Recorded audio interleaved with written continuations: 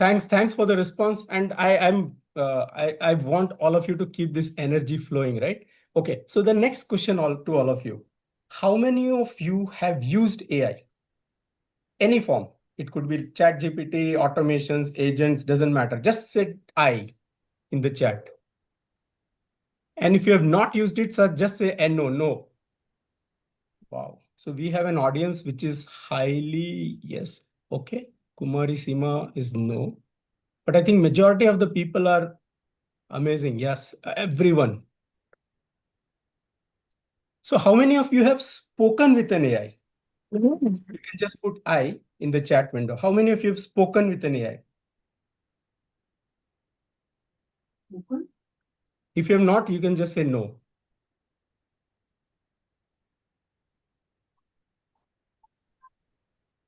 Okay, no problem. Okay, so how many of you have seen AI, a real AI, not artificial intelligence, but a real AI? Anyone?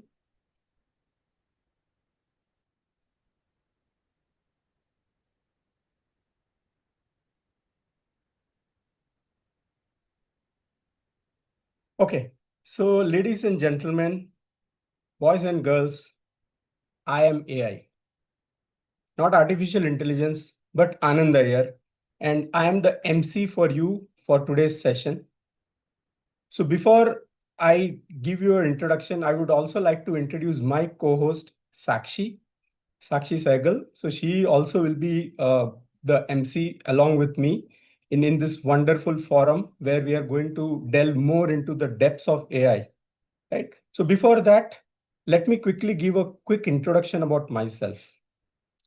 So today, in the world of AI, is like a haystack, a golden haystack, where there are like hundreds and thousands of AI tools. You have a lot of automations. You have so much of noise, so much of confusion. And inside this hay of stack, somewhere is a needle that can actually help you to solve your problem, whether it's related to your business, whether it's related to your career or your life.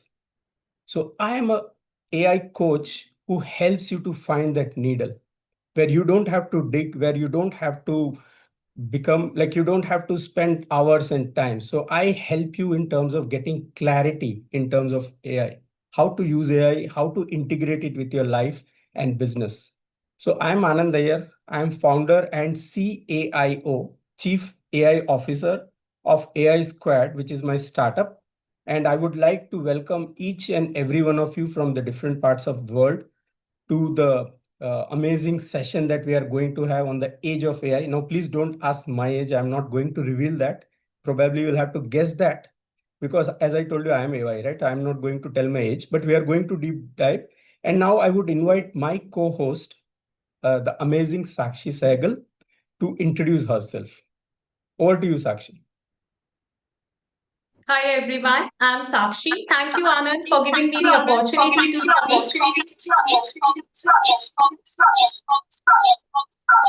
I spend most of my days helping young learners find their voice, whether it's in a classroom, on a stage, or right in front of an audience like this.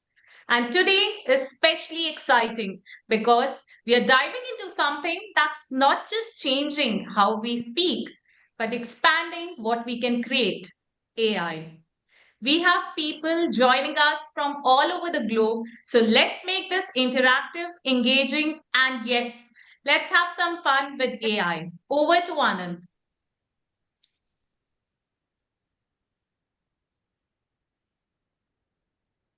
Okay, so by the time we still have few more people to join us, what we are going to do is we are going to play a AI fun game. Again, I want all of you to be very, very attentive because I'm going to show you some pictures on the screen. You have to think where you have to combine these pictures together and you will get the answer. And as soon as you get the answer, we will use KBC, which is Kaun Banega Crorepati, the fastest finger first. So you have to immediately type your answer into the chat window. Hope all of you are ready. So let me start with the first one just to give you a clue of what I'm talking about. Okay, any guesses? What is this? So we have two pictures. You have to just combine them and put an answer. So let's see who is getting this first.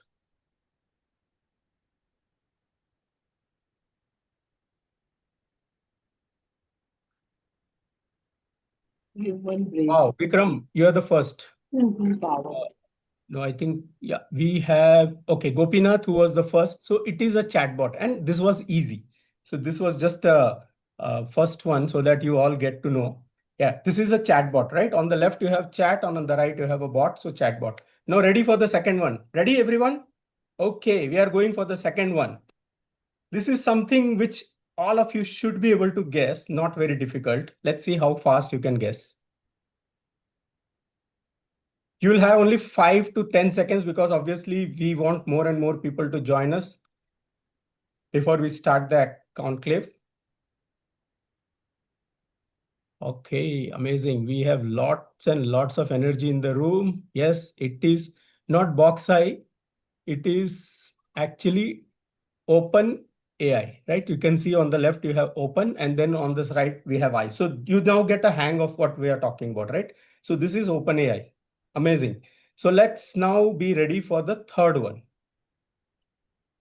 Any guesses? Fast, fast. We want you to be very quick. So these are some of the tools that many of you may be already using. So let's see who gets this first. Wow, Gopinath, amazing. You are right. Not help smile. Keep on going. Try. Yes, Kumari Sima is right. And we also have, in fact, Gopinath was the first. So actually it is a tool called as hugging face. So you can see, right? Someone is hugging and then you have a face. So now I think you are getting the hang of it, right? Okay, so be ready for the next. Let's see how many of you get this right. Just combine these together and see if you can get an answer for this. And if you get chat, put it in the chat. Not toolkit. Wow, Sushil Tarlekarji, you have got the right answer. How about others? Just try. These are all basic things. Yes, Manju, you are right. It is ML, but you have to expand that ML, right? For some people, ML could be mother-in-law. So that's a reason. What is ML? Wow, amazing. So the answer is machine and learning. So you can see the graduation cap on the right, and on the left you have machine. So now I think you would have got some hang. So let's now move on. Again, this is an easy one. Let's see how many of you can get this right. So you have to combine these together and get the right answer. Gopinath, you are a AI, I would say, amazing. Not space brain. I think Gopinath has got it right. Absolutely, Sushil, amazing. Narsimhan, amazing. So the answer to this one is deep mind. So you have deep on one side, it's deep in the sea, and then on the right you have mind. Hope you are enjoying it. So are you ready for the next one? Okay, so here's the next one. I think this is quite easy, though it is saying medium, but honestly, it is very easy because this is again another tool many of you may be using. Hariharan, you are the first one to get it right. Manju, amazing. Vikram, amazing. I think everyone is getting it. Not speedway, Naveen. This is actually runway. So you are running and then you have a runway on the right. So this tool is called as Runway ML, Runway AI. So amazing. So I think now we are getting the hang, but obviously we are not going to continue this for a long. So we have 2 or 3 more things before we start the conclave. Okay. I think this is something everyone should get. Not very difficult, though it says medium, but I would say it's very easy because many of you are already using it. It's not Star Pilot. It's not Star. Wow, Prakash, you are the guy. You got it first. It is definitely what we call as Microsoft Copilot, right? Amazing. So ready for the next? One more before we start the conclave. I think this is easy actually.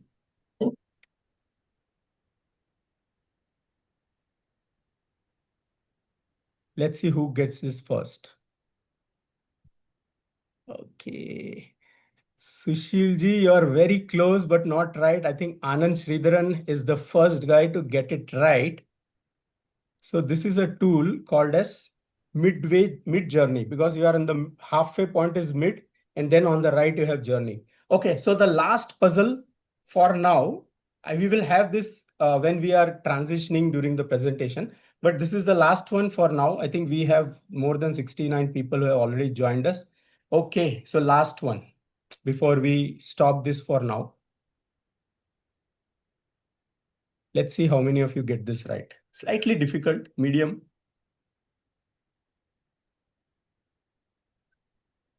So this is not a tool, not Star Mountain, not OpenStack, not HillSync. I told it's slightly difficult and tricky, but this is not a tool, right? So just remember, this is not a tool. It's a concept of artificial intelligence. Not Jasper, not Valley. The first right answer, I'll stop. No, no, no, no. Just think. On the right hand side, you have something which is a lake. I think that's a clue. Hope you should be able to get it now. On the right, you have, wow, data lake, Gopinath, amazing, right? So this is actually a data lake. So it's a concept which is used in machine learning, where you, I would say even a big data, where you look at a data lake where you will be collecting. So we'll stop it for now. I think, hope you had a fun time. And now we have good number of people. So Sakshi, over to you. I think we will get started. And I hope you had a fun. And then we will continue with some of these. There are slightly more advanced and difficult ones which will come later. But I hope this gives you a fair idea, right? Okay. So over to you, Sakshi. Good to see everyone engaged so well. Now, it's my absolute pleasure to introduce the organization behind this incredible initiative, SBY Academy LLP. SBY Academy, founded by Yukti Kapoor Mehndiratta, is a leadership and coaching platform focused on enhancing communication, confidence, and personal growth. Through interactive workshops, experiential learning, and personalized coaching, it empowers individuals, entrepreneurs, and corporates to become effective, purpose driven leaders. With a strong emphasis on real world application and transformation, SPY Academy helps individuals unlock their full potential, build impactful presence, and grow both personally and professionally. Our next jury is a true symbol of transformation and leadership, a recipient of the Rashtriya Abhiman Puruskar 2023. She is one of India's leading transformational leadership and etiquette coaches, a certified coach, Reiki master, motivational speaker, best selling author, and startup mentor. She has inspired audiences on platforms like TEDx and the World Women Leadership Congress, a GladRags Mrs. India runner up and recipient of multiple prestigious awards, including the Economic Times Most Inspiring Woman Award 2025. She continues to empower individuals to lead with confidence and excellence. Please welcome Yukti Kapoor Mehndiratta. Thank you, everyone. Thank you for that introduction, Sakshi.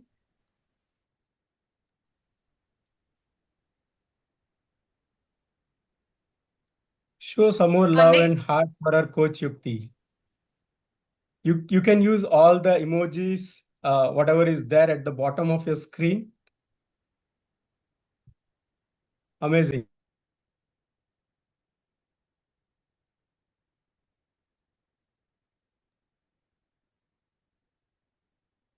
Thank you. Thank you so much. Let's go ahead, Sakshi. Yeah. Our next jury member has a story that will stop you mid scroll. She stammers and she became an international keynote speaker, not despite it, but through it. She combined breathing techniques, laughter yoga, and art based methods to find her voice and has hence helped everyone from nervous students to seasoned executives to do the same. She is the president of the Professional Speaking Association London region, a co author, and someone who genuinely believes that communication is your superpower. Joining us live from London, United Kingdom, Miss Edmi Mendonca.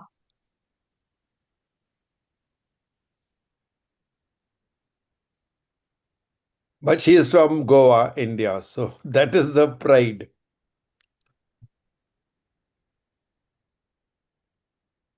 Amazing, amazing.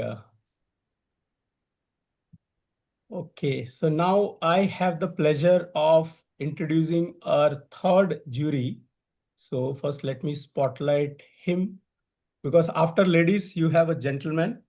And yeah, so let me introduce you to our next jury who has spent 38 years commanding soldiers in environments where getting team wrong wasn't just a performance issues, it was a matter of life and death.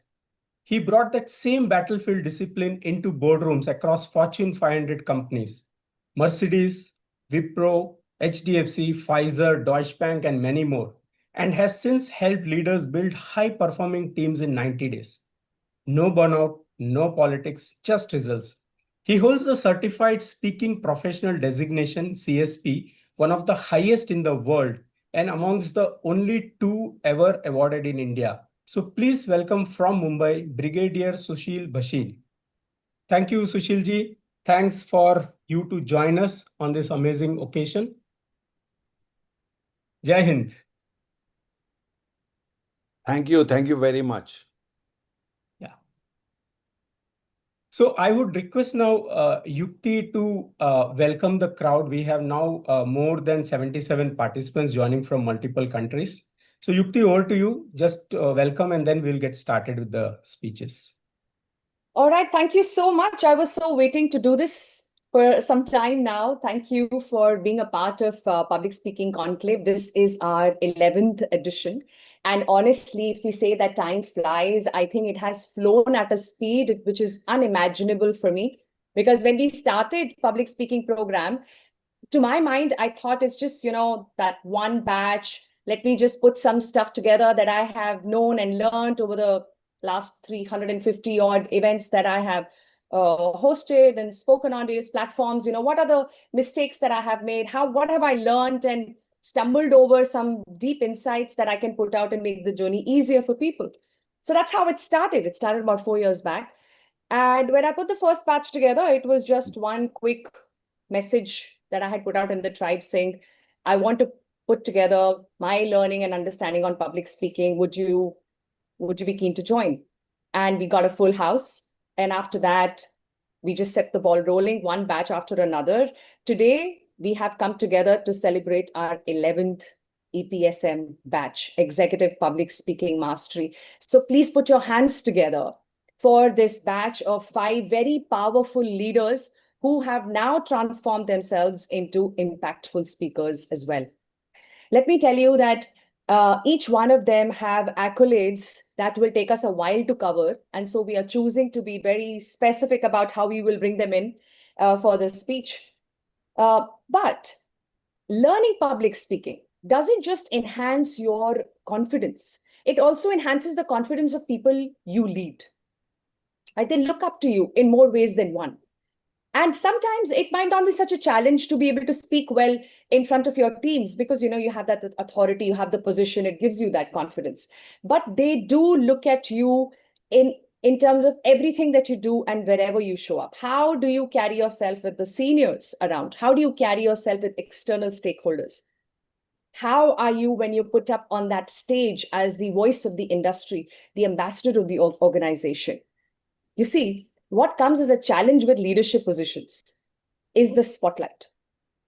The spotlight on you will not just highlight you, but also all your imperfections. How many of you resonate with that? Just give me in the chat. Right? When you put spotlight on someone, to unke blemishes bhi dikhte hain, under eye circles bhi dikhenge, right? You will be able to see a little bit of uneven skin tone. You will see all the imperfections for somebody who might look very beautiful from a distance. So it's not easy to be in the spotlight. It's not easy. It's not easy to be seen for everything you are and you're not. And that's why leadership is not everyone's cup of tea. However, it can be learned. It's a skill that can be learned as long as you're willing to learn it. And one very important aspect of leadership is public speaking, because you can't shy away from it. When you are a leader, you're expected to inspire. And inspiration doesn't just come from an intention. Inspiration comes when you practice how to articulate your passion, and that passion then has to be translated into the rhythm of your organization, into the DNA of your team. That is impactful leadership. So what you're going to witness today is that impact in action. And as you see them taking up the stage, I want you to please be as motivating as you can, because it's not easy to put yourself out there the way my speakers will do today. Do you agree? Give me agree in the chat. Do you agree? It can be a little bit, butterflies in the stomach and everywhere else, that, oh my God, so many people are going to hear me. What if I make a mistake? It's absolutely all right to do that. What is not okay is to not give yourself a chance. That's not okay, right? But if you put yourself out there, no matter how happy or not so happy you are, I am already proud of people who have the courage to do that.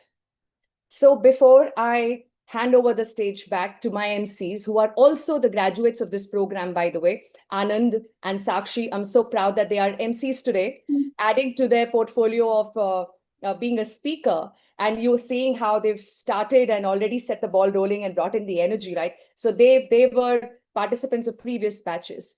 It's all a matter of conscious learning and then conscious practice.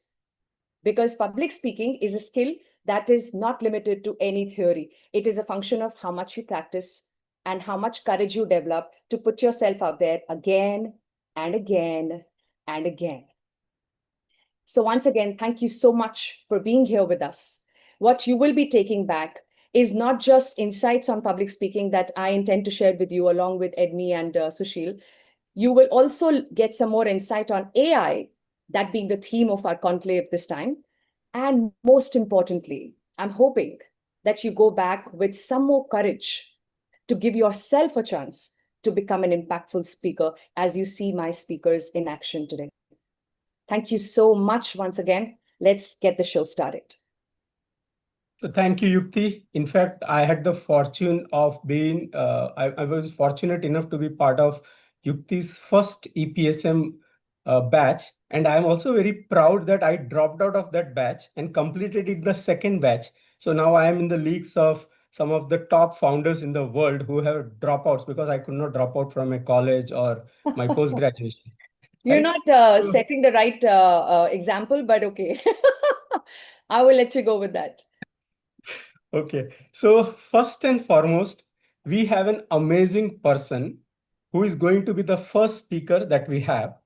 He has spent 27 years building something that powers entire cities, hydropower projects across India and beyond, including right now from Bhutan. He knows better than most that when the power goes out, no algorithm, no AI can save you. Only human judgment can. So tonight he's here to remind us what machines can never replace. So please welcome General Manager NHPC Limited, Mr. PC Upadhyay. So PC, over to you.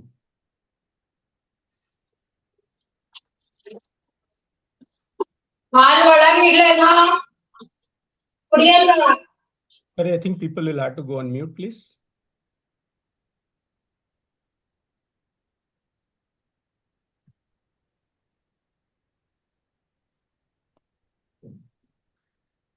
So you can share your Good screen evening. and get started.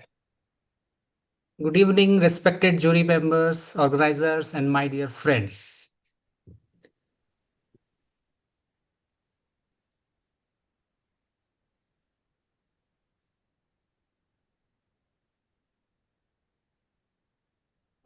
Let me begin with a story which I remember from my childhood about a fisherman who accidentally got a hold of a lamp,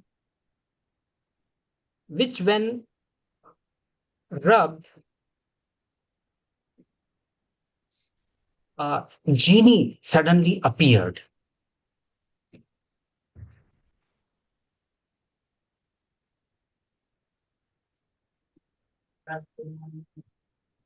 That genie was super powerful, super fast, and highly efficient. The genie could create palaces overnight. It could move mountains and whatnot. Here's a catch. the genie needed specific directions of the man. The fisherman was wise enough to utilize the services of the genie for the betterment of his community. He lifted his entire community out of poverty, created abundance for himself, and most importantly, he did not allow the genie to overpower himself. Friends, AI is the new genie today. AI is super powerful, very fast, flawlessly efficient. Every day we are hearing of some great breakthrough, some everything change moment. And we start wondering, is the AI going to overwhelm us one day? Friends, let's take a pause and think it over.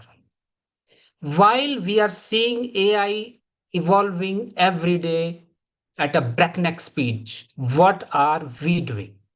Are we also evolving ourselves, or are simply living in denial mode in the agony or the fear of being replaced by AI one day?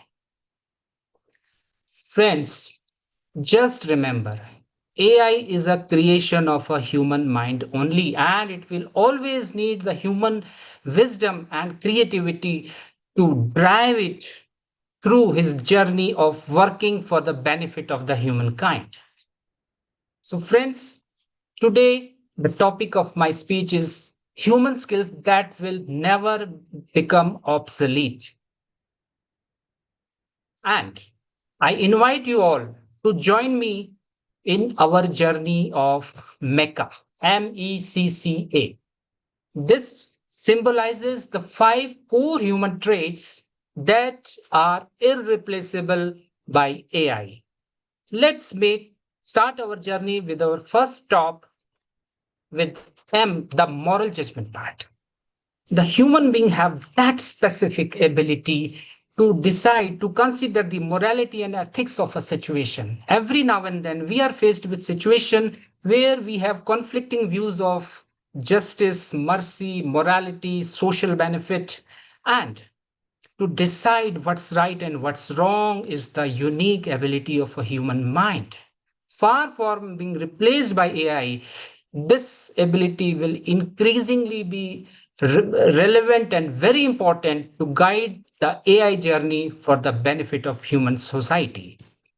The second important human trait is about human intelligence. It is the ability to identify, to understand, and to manage the emotions of self as well as that of the others. While AI can also mimic the empathy and follow some patterns, but AI cannot connect humanly with compassion, with empathy to another living being. While AI can also listen and process our spoken words, it cannot understand what remained unspoken. What was the feeling behind that?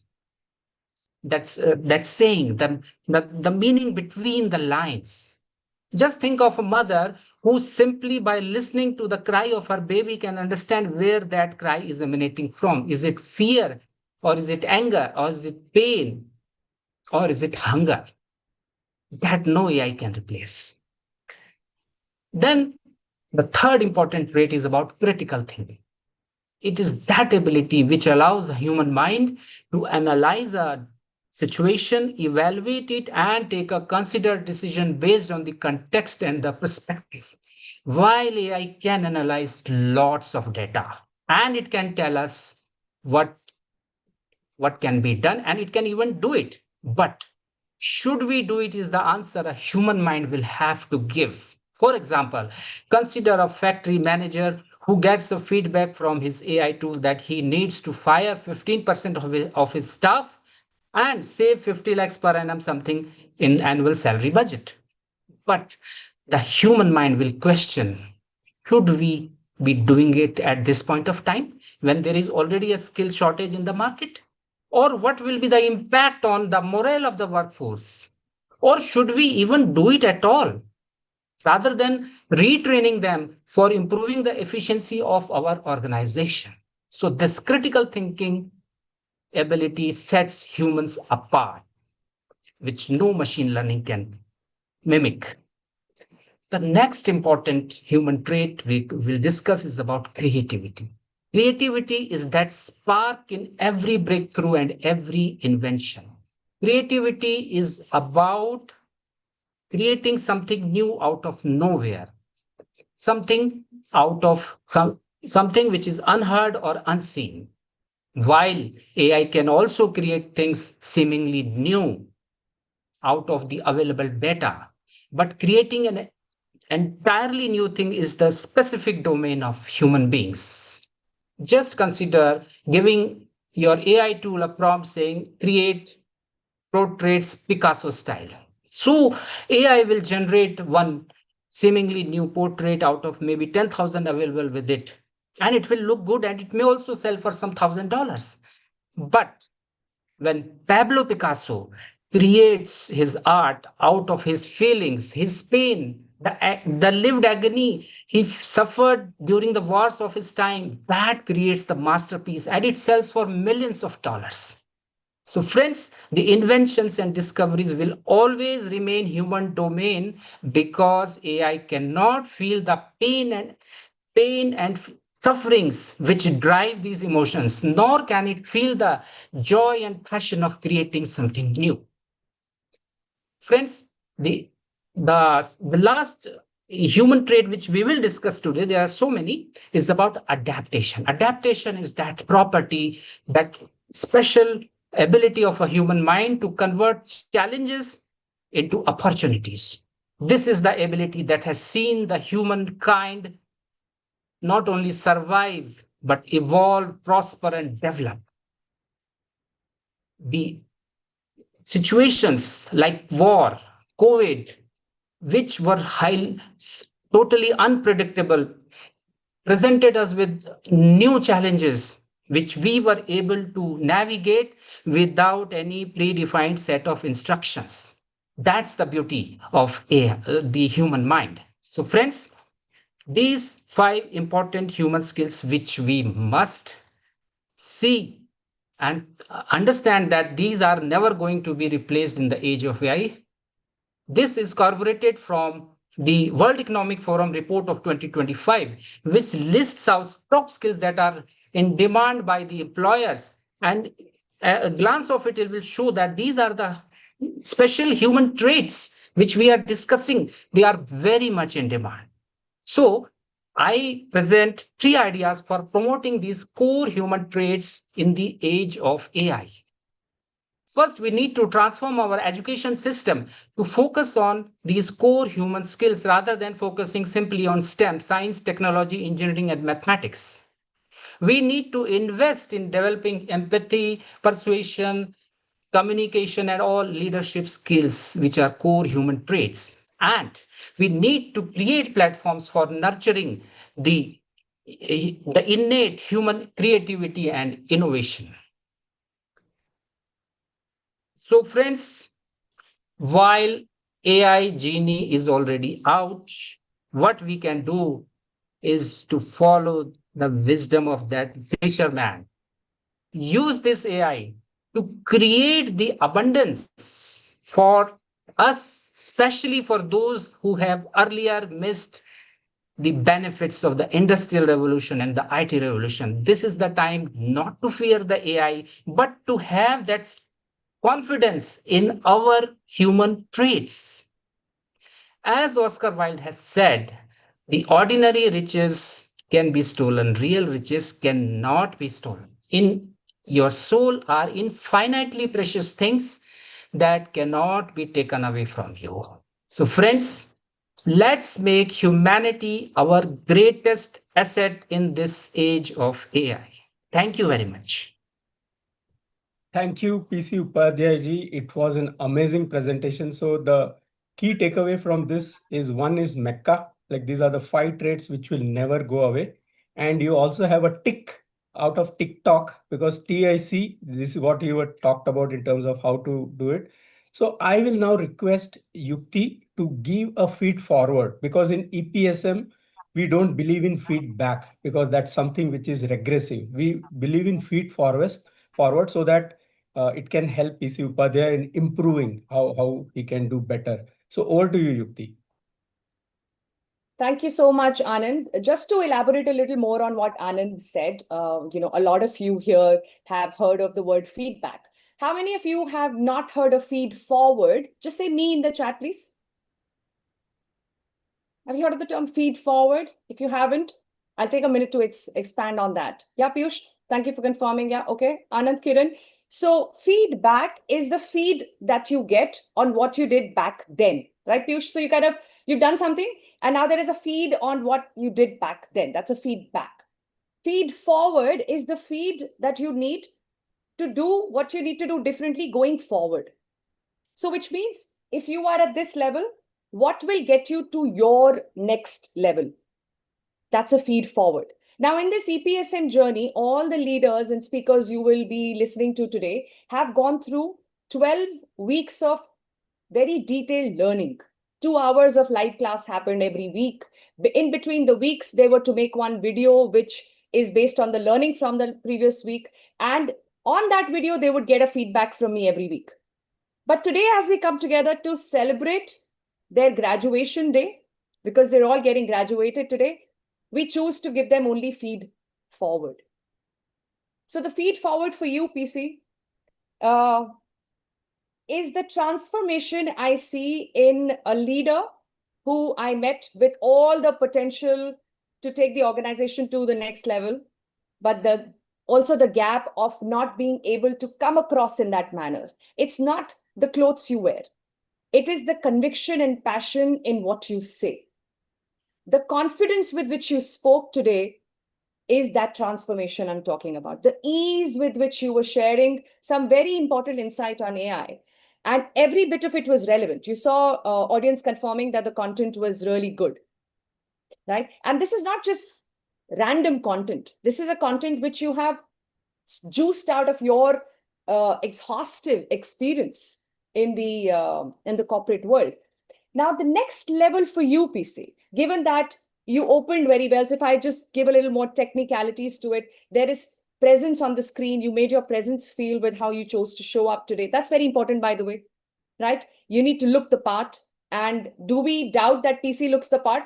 Give me hearts on the screen if he does look like a speaker. And if we were in an offline meeting and he walked in, it would be like, no second guessing on the fact that he's one of the speakers in the room, right? So that's how important it is to look the part as much as you play the part. He used gestures very well. You notice that? He was like in a conversation with all of you. There was so much flow in what he was saying. And he started with a story. The moment you say, hey, you know what? Here is a story. You've gripped your audience. Of course, the story should then be interesting as well. Okay. So that was very well done. Acronyms are very easy for us to retain. When you say MECA, now it's much easier for us to remember, okay, what MECA stands for, and therefore the 5 key points that you mentioned. Also notice, audience, he gave a very relevant example for each one of the 5 letters of MECA, which helps us to understand it very well. There was modulation in voice. Fantastic work there, PC. The next level would be when you are taking us through the 5 letters, MECA, and we don't even realize, because to us, it sounds like a story that we don't want should end. That for me would be your next level. Yeah. So a storytelling technique, which takes us from the time you start into the relevance of how moral in that story showed up and how a human could impact that moral, to how EQ then enhanced the situation of the story. And all of it is going through just the story. And while the story continues, you're popping out the key learning, like the moral judgment. AI cannot do, EQ, AI cannot do. So that for me would be your next level.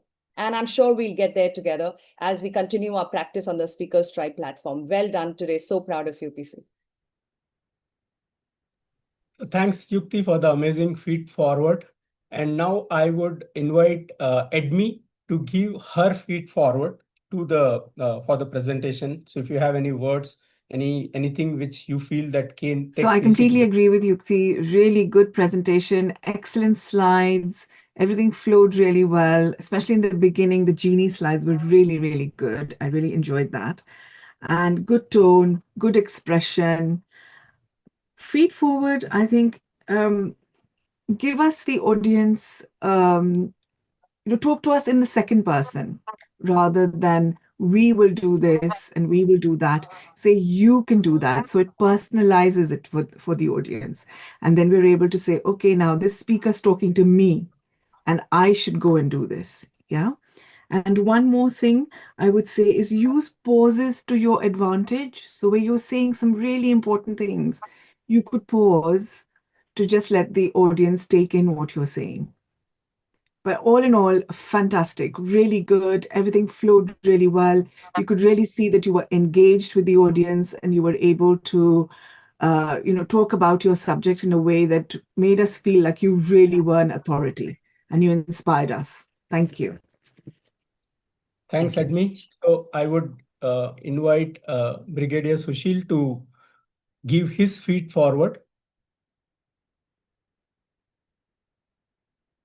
You're on mute, Brigadier.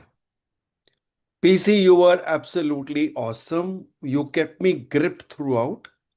It was really something that I look forward to listening to.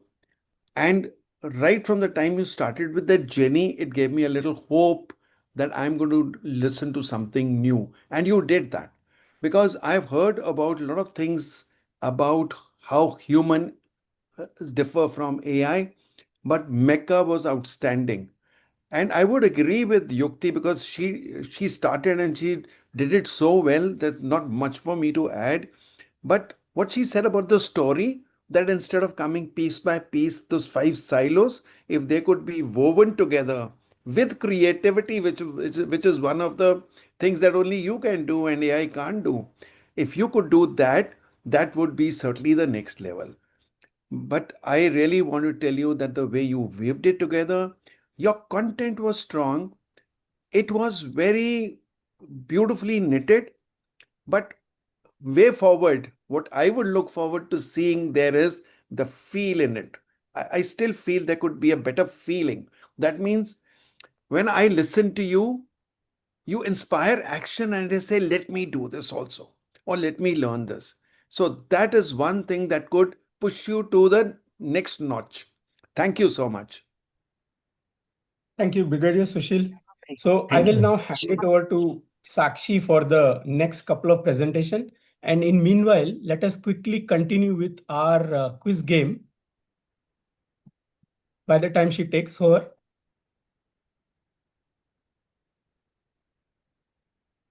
So this is the next puzzle. Slightly, I would not say very easy, but let's see how many of you can guess this. So for people who joined late, you missed out on some of these amazing games. So we are playing a fun AI game where you have to guess the AI concept or a tool which you see on the picture. I think Anand Sridharan has got Ulhas. Amazing. Both of you are right. Hariharan not.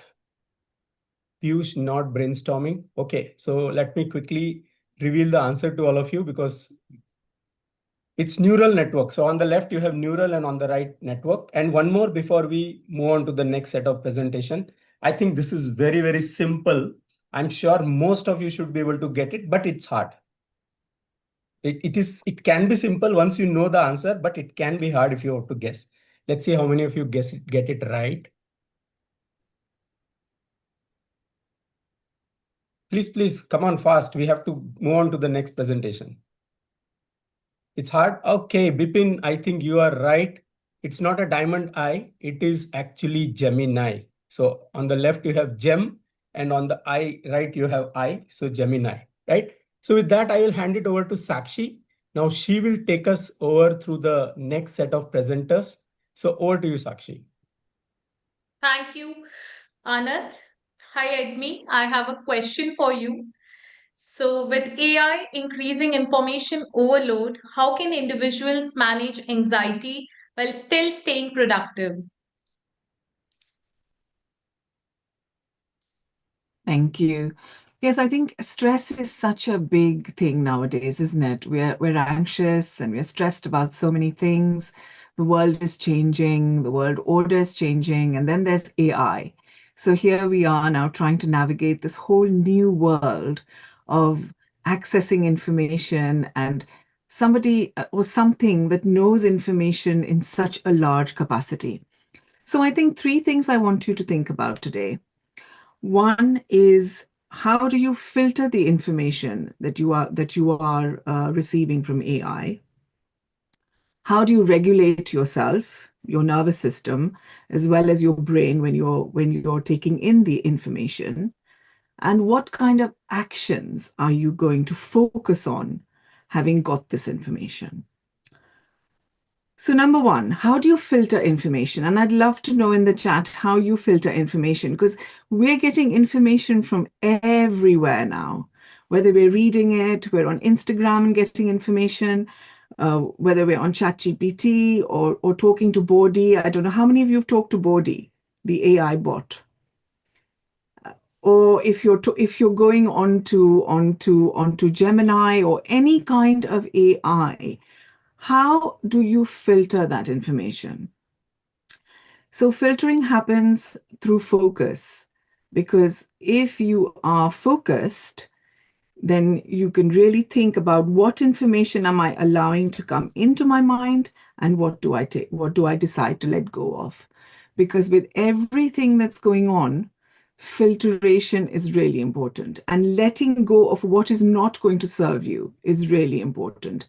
And this is in any kind of situation, not just AI. You can do it when you are talking about your personal relationships, at work, or especially with AI. So when you're reading AI, and you put something into AI and you read what it brings out, think about, how do I filter what I want to retain and what I want to let go? And that way you have a certain hold on the information that you are receiving rather than feeling really overwhelmed. And if you do get overwhelmed, what do you do? So tell me in the chat, what do you do when you feel overwhelmed? What do you do when you feel stressed? What do you do when you feel anxious? What happens when you're anxious? ChatGPT does filtering to some extent. So what do you do when you're anxious? Okay, meditation. What form of meditation do you do? Because meditation can take so many different forms, can't it? You can just go for a walk and meditate by looking at the flowers or just paying attention to the sky. You don't have to really do any formal meditation, like going into yourself and breathing. But you could breathe, couldn't you? And that's a form of meditation. So what I want to invite you to do now is to do some left nostril breathing. How many of you have done left nostril breathing? Because all of us are quite familiar with the 3-3-3 method or the 4-4-4 method. But left nostril breathing takes you straight to the vagus nerve. And the vagus nerve, once it feels safe, you can think clearly about the path ahead. So what I invite you to do now is close your eyes if you want to, but you don't have to close your eyes. And close your left nostril and breathe in and out. Sorry, close your right nostril and breathe in and out through your left. So breathe in, breathe out. Breathe in, breathe out. And one last time, breathe in, breathe out. So left nostril breathing activates the right side of your brain. And it activates the vagus nerve. And now everything now is about neuroplasticity, isn't it? We're not just able to say that this thing works. It's actually neuroscience. We know that the vagus nerve starts in the brain, goes all the way down through our throat and into our heart and our lungs, and then ends in the gut. And if the vagus nerve feels it's not safe, it goes into fight or flight. So you've got to let the vagus nerve feel safe the minute it feels safe, you can think clearly. Because really, it's all about focusing on what to do next, isn't it? We don't really want to know our whole life story. You just want to know when I'm anxious, when I'm stressed, what do I do next? And it's all about confidence, really, isn't it? Everything is about confidence. And what is confidence? Confidence is knowing what to do next. What action do I take next? What thought do I focus on next? And how do I lead myself into the next action? And the vagus nerve stimulation, the quickest way to do it is left nostril breathing. And if you're inclined, you can also go and take a very cold shower or put yourself into an ice cold bath. That really stimulates the vagus nerve. But if you don't have the time to do that, or you may not even have the inclination to do that, just do left nostril. So to come back to AI and the anxiety that we have towards what is going on with AI, what is it that we're anxious about? We're anxious about we may be replaced, there's pressure to keep up. So what do? You focus on one action that you want to take. One action. Just focus on the next action you want to take regarding what you're listening to in the news, or what you're reading.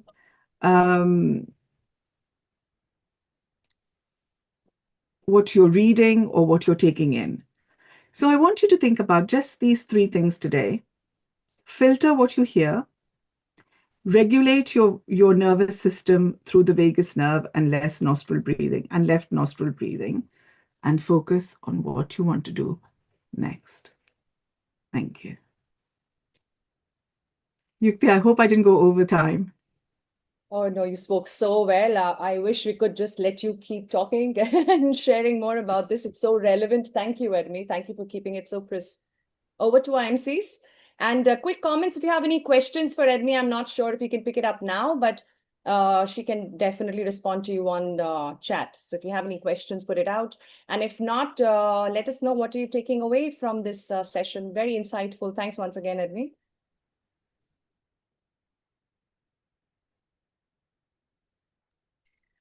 Thank you, Edmi, for those wonderful insights. I'll surely take away the left nostril breathing that we have done right now. And thank you for breaking the ice and bringing us back to the present moment. All right, so we have our next speaker with us.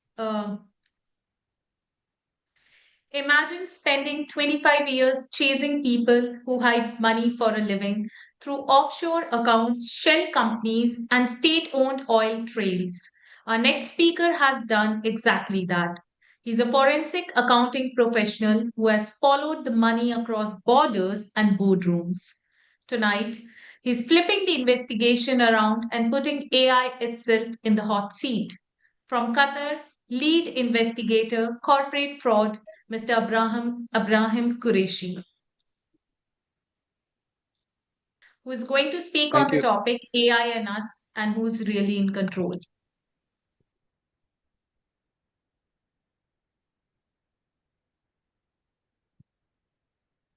Thank you, ladies and gentlemen, and respected jury members. Thanks, AI. I mean, Ananda, IFO, for having that poll. I was about to have that poll, but you made my job easy. And I understand most of the people in this meeting have used ChatGPT or other forms of AI. But I would like to ask a follow-up question as to how many of those who use AI feel that their day-to-day decisions are significantly driven or influenced by AI. Most of you have been lucky to born and witness today's age of artificial intelligence. But I come from a different world, and you can guess from my age, I have lived through the world before AI. And trust me, the difference is like shifting from walking barefoot to flying. Back then, there were no GPS, only asking strangers for directions and using your gut instinct. no cloud, no smartphones, no instant feedback. Everything took time, effort, and patience. And today, AI completes the job in seconds that used to take days, weeks, or months. Let me share you a funny incident before I dwell into the serious part of our today's presentation. A friend of mine recently told me that he was taking relationship advice from a chatbot. I said to him, "What on earth would you do that?" He said, "Because it listens, it doesn't argue, and already better than my wife." I said, "Fair point." So he asked the AI, "How do I impress my wife?" And the AI replied, "Try listening to her." He said, "No, no, no. Give me something very practical." And the AI said, "Okay, buy her some flowers." He said, "She doesn't like flowers." The AI paused and then replied, "Are you sure she doesn't like flowers? Or she doesn't like flowers that you give?" At this point, the AI was already showing attitude. He got irritated.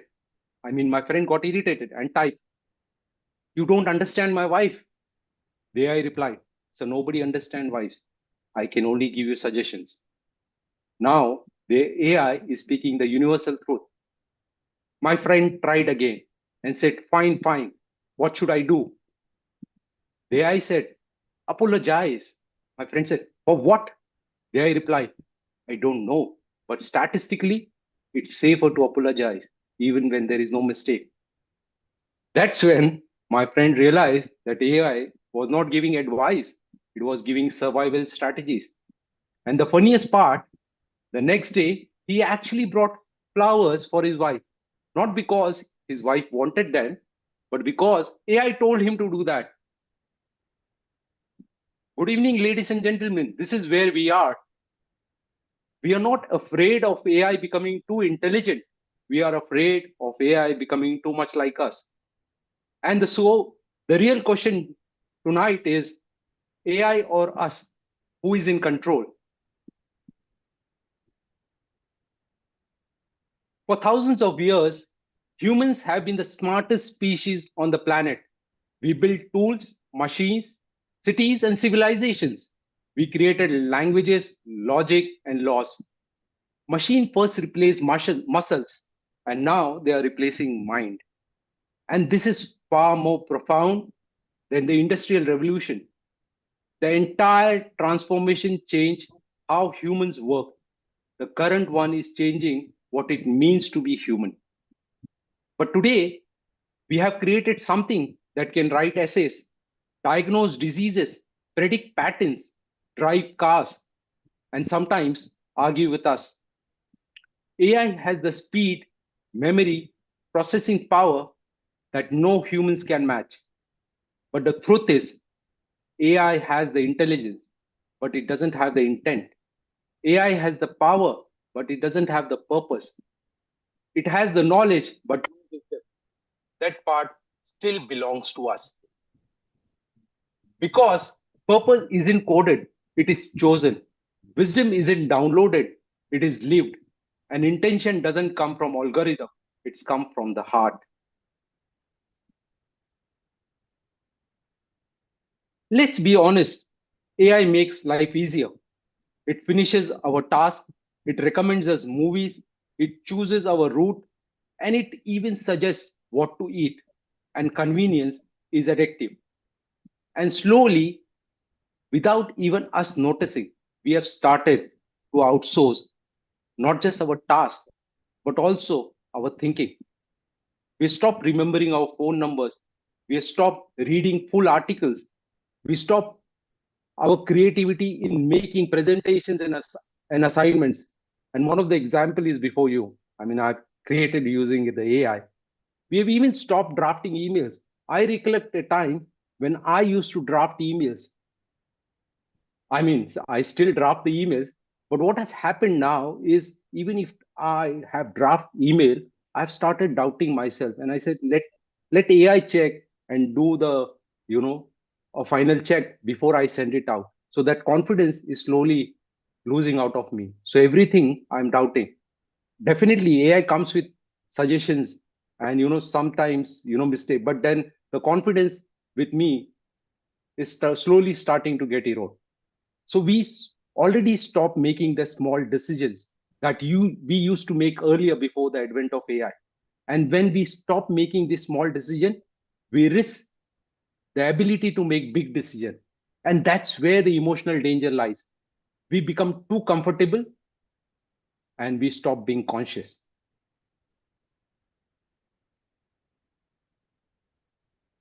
Let's look at the facts. AI doesn't wake up in the morning with a plan. AI doesn't have a dream, desire, or ego like we humans have. AI doesn't decide what to learn. We decide what to feed it. AI is a mirror. It reflects our data, it reflects our behavior, it reflects our biases and our choices. If we feed wisdom, it becomes wise. If we feed it noise, it becomes noisy. If we feed it hate, it becomes harmful. So the question that needs to be asked is AI in control? But are we controlling what we give to AI? And the lesson is simple. AI is not a competitor. AI is a multiplier. It multiplies whatever we bring to the table. It's our assistant. So don't let it drive the car.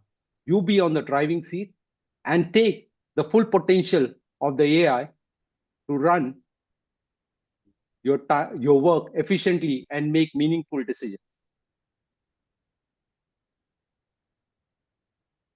The real question is who should be in control?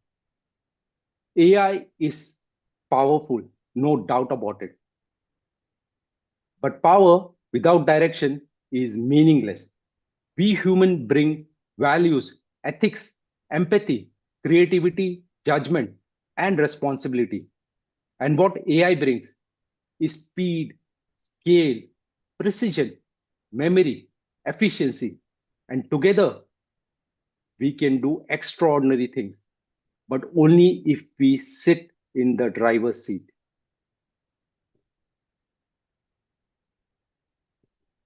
For centuries, every major invention changed what we could do. But AI is the first invention that is quietly changing who we become. Think about it. We used to rely on experience. Now we rely on recommendation. We used to trust our judgment.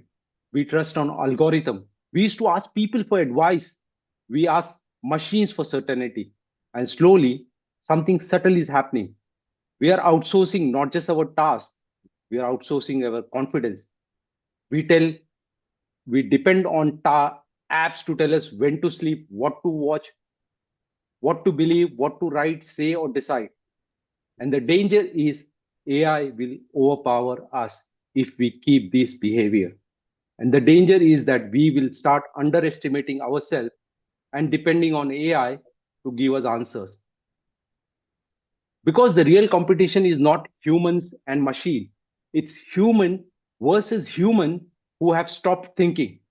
And the future will not reward a person who knows most of the AI tools, but a person who remembers how to use the tool effectively that are available at his disposal. And he needs to be master and use AI as his servant. So what is needed? The few key takeaways in today's scenario. How do we ensure that we remain in control and not let AI run or take the control away from us? Stay curious. I know with the tools and every day that the new tools are coming in, new information is getting in, people are getting anxious. But it is important for us to learn AI. You may not learn all the tools, but do learn few important tools that are helpful in your day-to-day life. That will make you less fear of the AI technology. The second is staying critical. Do not accept blindly whatever AI throws at you. Ask, is this relevant? Is this helping me? Is this shaping me? And only accept when you are 100% satisfied about what AI gives you. Stay human. And this is the most important aspect that is needed. AI can write a poetry, but it cannot feel a heartbreak. AI can analyze lots and lots of data, but it cannot understand dignity. AI can mimic empathy, but it cannot love. Our humanity is the greatest advantage that we have. I would like to thank you for your attention and time. Thank you.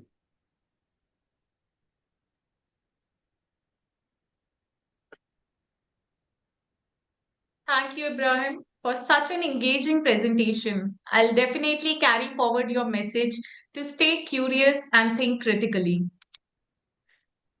I would like to invite Yukti for the feed forward. Thank you, Sakshi. Ibrahim, if people were to go back to the introduction that was read out for you, they will be amazed that a fraud head could be so entertaining and so engaging, because there are certain departments that have earned the reputation of being too serious, and so we don't expect them to have certain skills like public speaking. In fact, if I may add, someone who is the head of fraud unit, to even think that I need to sharpen my public speaking skills says so much about your understanding of leadership. And I really want to highlight that, because it's important for us to understand public speaking is not just standing on a stage in front of people. You see, we speak all the time anyway. We're talking all the time. But the impact that we create when we speak, that is the game changer. And that is what you established today with your speech. I absolutely loved every bit of it, from how you have made your presence felt once again up on the screen, suited, ready to take on the stage, to how you got us engaged into a very relatable story. How many of you loved that story of the man learning from AI how to please his wife? Oh my God, haven't we all tried some version of that? Right? So I think that was a very relatable story.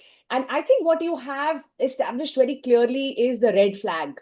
That we all keep talking about AI. There are multiple forums. Everyone seems to be talking about the same thing.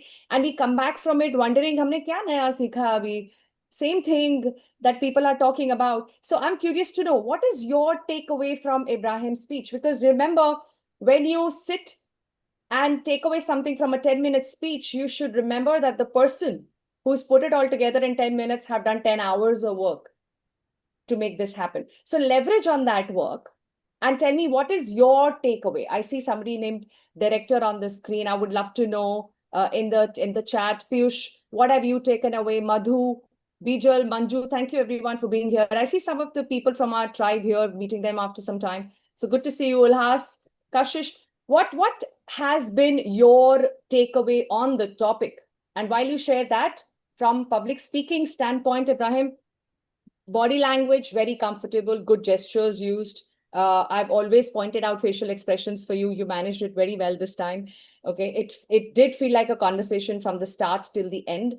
What I want to highlight specifically are also things that audience can take away from public speaking perspective. Number one, notice he started by an instant real-time modification. He was probably planning to run a poll, but he realized that Anand has already done that.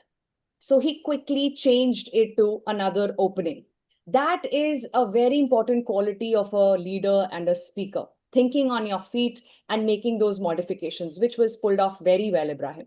Second very important thing that I want to highlight is how you have not just created the impact through the problem statement, but also have left people with the power of three ways to overcome the problem. Right? So power of three is a very, very impactful way for the audience to remember what the speaker is trying to share. Lastly, there are three pillars of persuasion: ethos, pathos, and logos. Ethos is where you establish your credibility, which was done by Sakshi for Ibrahim, right? When she said 25 years of experience, fraud, head. Now you know that you're not just talking and listening to just anybody. Here is someone who comes with that rich experience. The pathos part of it is the story. Now, you see, a topic like AI might not make us all very emotional. And, connecting with emotions doesn't necessarily mean you have to make people cry. Connecting with emotions means we need to make people feel the relevance of what we are saying. How many of you would agree that was done well by Ibrahim today? Give me in the chat if you think the relevance of the content was established well. That is the pathos part of persuasion. And then is logos, the facts. Now, again, facts don't have to be stats all the time. Some factual data is also facts, which was covered in this speech. So all in all, I think it was a very well-packed presentation. If I were to take you to the next level, I would really have to go back to all the previous 12 weeks and see what was not implemented today, because I think every bit was. So very well done, Ibrahim. Congratulations. Thank you. Back to you, Sakshi. Yeah. I would like to invite our next jury member, Edmi, to share her feed forward. So I agree with everything Yukti said. So I'm not going to repeat what I thought was good, because Yukti did cover quite a lot of things that were good. Lovely slides, fabulous story. And you really engaged the audience so well. You made us laugh when you said better than my wife, and it was so well told. Yeah. And you also said AI is becoming too much like us. Like some one-liners were really good, really, really good.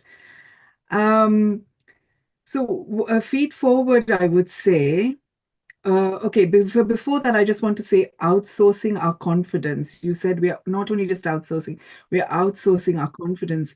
Human versus human who have stopped thinking. I mean, these are the sort of things that you really thought through, and that really came across.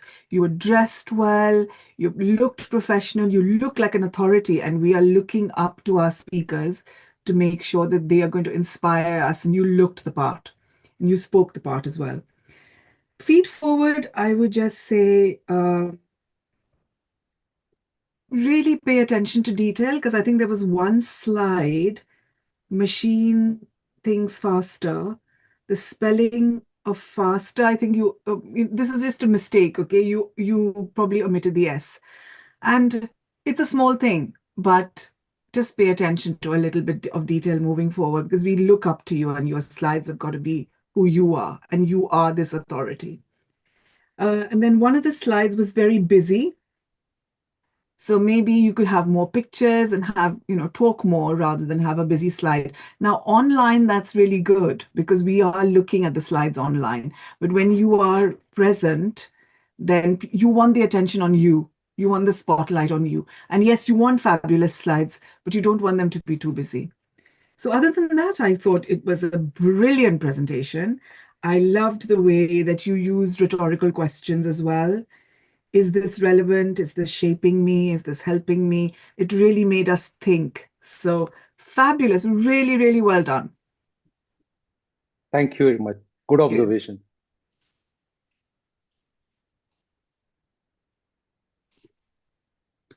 Next, we have Brigadier Sushil, and I request him to please share his feed forward.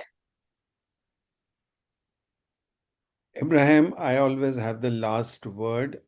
And the last word is also an authority, but it's also sad that everything that you wanted to say is already stolen. Right? So I would agree both with Yukti and Edmi for giving you that. I am flawed. I'm telling you that. Two things. One, that you made me feel that I was talking to my wife. The second one was, I said, so similar, so familiar. This happens every day. Secondly, you made me feel guilty that I really have written some points that I started asking myself a question: am I outsourcing my confidence? And my daughter keeps telling me not to use AI because she's very concerned about the environment. And she tells me that one email gone through ChatGPT is one water bottle. That's the way we are using water to cool the data centers. And don't do it. So I listened to her and did one thing. I stopped now giving my emails. Very exceptionally, if I just want to check my email which is very sensitive, I may do it. But I still feel that I over depend on AI. And my takeaway is that from tonight, I'm going to be reducing my dependence on AI, and that'll be thanks to Abraham. You were impactful, you were thorough in what you were saying. You certainly did not outsource your confidence, you retained it fully. And I think in the end, when you came out with those three things of that advice that you gave us was bang on. So I would only say, like Yukti said, I don't know you from 12 weeks. I only saw you in the next only 10 minutes. So I have that disadvantage of knowing you, not knowing you so well. But Abraham, if you have to go to next level, I can't find any straight improvement that I can tell you. I can only say keep refining, keep reinventing, and keep yourself ahead of others, because what you said today is relevant today. If you say this tomorrow, it may lose its relevance. So just keep at it. Don't lose the momentum. And I think you will be on top of the world, and I'll see you there. Thank you, Brigadier. Thank you.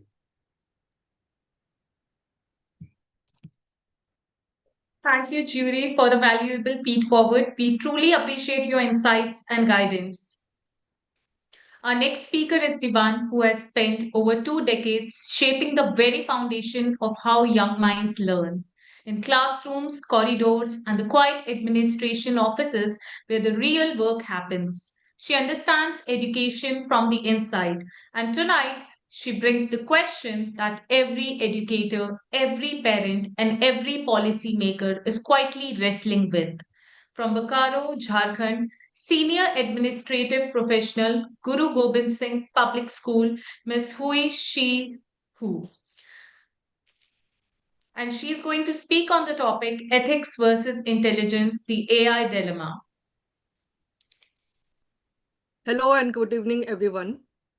Today, I would like to share a story of a businessman who once had everything: intelligence, success, and influence. He built an empire many truly admired. But when the time came for him to take responsibility for his actions, he chose to walk away. Today, we remember him not for his intelligence, but for his lack of ethics. That makes me wonder, what is the use of intelligence if it is not guided by ethics? You see, intelligence is just the ability to learn, understand, and apply your knowledge to solve problems. But ethics is the ability to discern right from wrong and choosing to do the right thing. This brings me to my topic for today. We are living in a time where intelligence is no longer just human. Artificial intelligence is everywhere. It can process huge amounts of data in seconds and can generate human-like responses.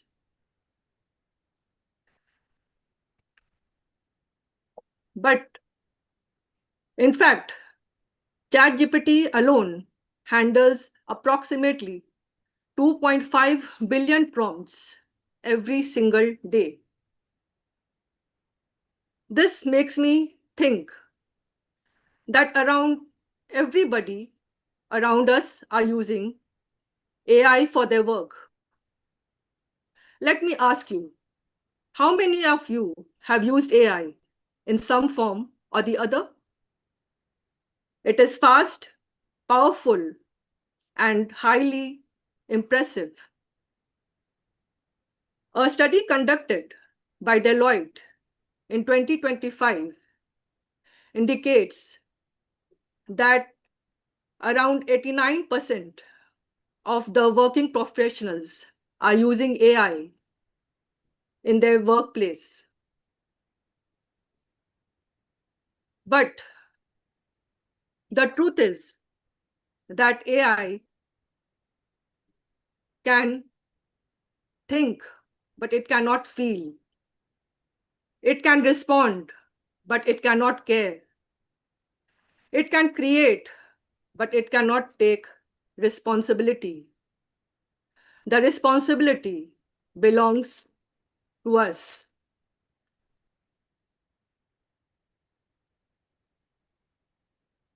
So,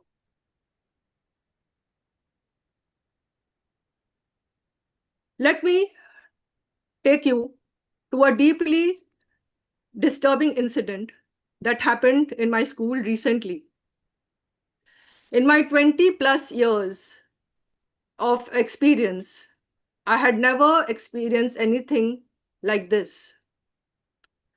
A student of class 8 created fake mocked videos of our teachers and posted them online. When asked why he had done it, his answer was chillingly simple. It was just for fun. Here lies the real problem. Our children are becoming intelligent faster than they are becoming aware. We are teaching them how to use a tool, but we are not telling them when to stop. Handing a child a smartphone is like giving him a car without a steering wheel. He has all the power to move forward, but doesn't know when to stop. So we need to teach children digital empathy. The goal is not to choose between intelligence and ethics, but to ensure that intelligence is guided by ethics. AI in itself is not bad. Ethical concern arises by the way we choose to use it. Today, we see this in several ways. Misinformation, AI spreading convincing but false information. Loss of original thinking. Students nowadays are over-relying on artificial intelligence, thereby losing their own creativity. Privacy violations. Misuse of personal sensitive information. And finally, deep fakes. As seen in our school incident, students are creating fake images or even voices to harm reputations. To ensure that intelligence is guided by ethics, we need to follow these 5 non-negotiable rules of digital wisdom.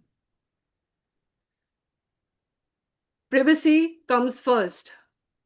Always secure your personal data.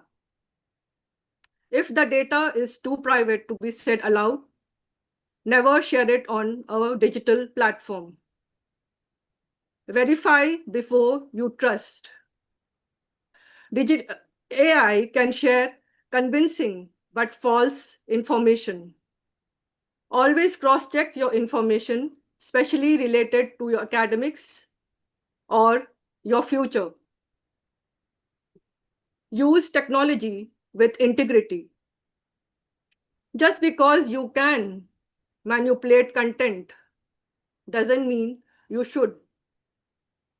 You should always respect the integrity and consent of others in every digital platform. Stay within legal boundaries. The digital world is not lawless. Sharing of wrong information or using data to harm people can lead to serious legal consequences. The empathy check. Before you post anything online, always pause and think. Does this content reflect the person I would want to be known as? Or would I want this to be done to me or my family?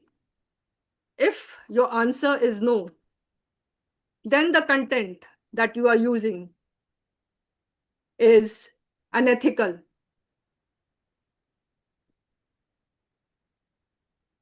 So, the dilemma between AI and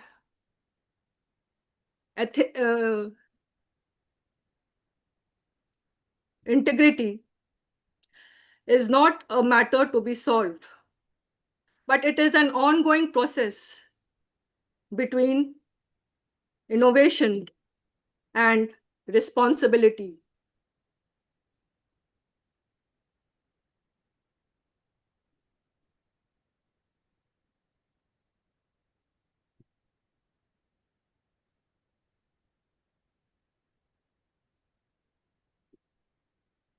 To win this dilemma, we must stop treating ethics as an afterthought and start using it and build it into the very codes of our daily lives. As we move towards more advanced machine intelligence, our progress is not measured by the speed of our algorithms, but by by what the system reflects, which is transparency and safety. Let us go back to the story of Vijay Mallya. He had intelligence, but he lost something far more important.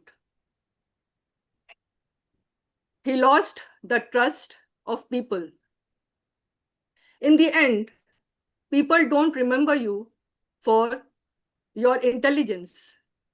They remember your integrity.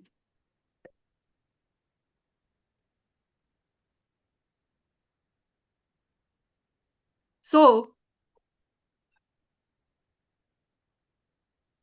before you post anything, before we act, we should always pause and think, is this kind?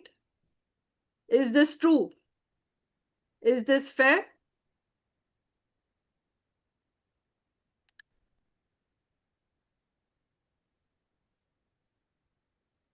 Let us not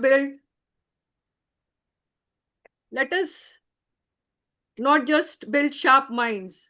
Let us build strong values. Let us build in a world where artificial intelligence is our greatest tool and not our biggest risk.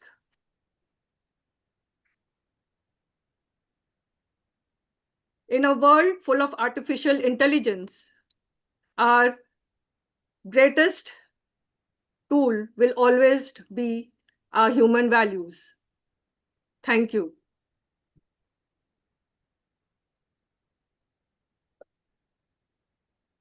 Thank you, Hui, for such an insightful and thought provoking presentation. As an educator, I strongly believe that fostering digital empathy is the need of the hour, and it is essential that we cultivate this awareness among our learners.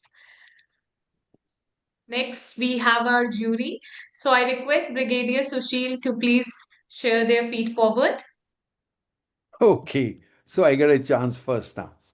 I'm Uh, glad you did that. yeah, Go yeah, ahead. yeah. Okay. Hui, what I firstly welcomed was something coming from an educator. Because I feel that today it is the young minds who need to be shaped earlier, because they have maximum impact and they can be molded very well. You have absolutely great content, and I love the way you started with a story to bring out ethics, and it was very well taken because everyone knows that story very well. You did a great job in highlighting, particularly my takeaway was the 5 laws that you talked about. Those 5 laws absolutely powerful, whether it was privacy, to verify, integrity, honesty, and law. Very good. But now when I come to a feed forward, I would like you to remember, or I would like you to examine if you could also put across these firstly in a abbreviation, acronym, which would probably be easy to remember, but more importantly, can they be weaved into a story? So, like you told the story of one of your students, let's say that you had a similar other story, and then you said how he or she did not go by the. So, the laws could have come out of the story that privacy was missing. You could have even asked for audience engagement. What do you think was wrong about this? And you could have derived these 5 laws from interaction as well as from the story. Then these laws are remembered much better. As a matter of feedback, a feed forward, I think all that you need to go to the next level is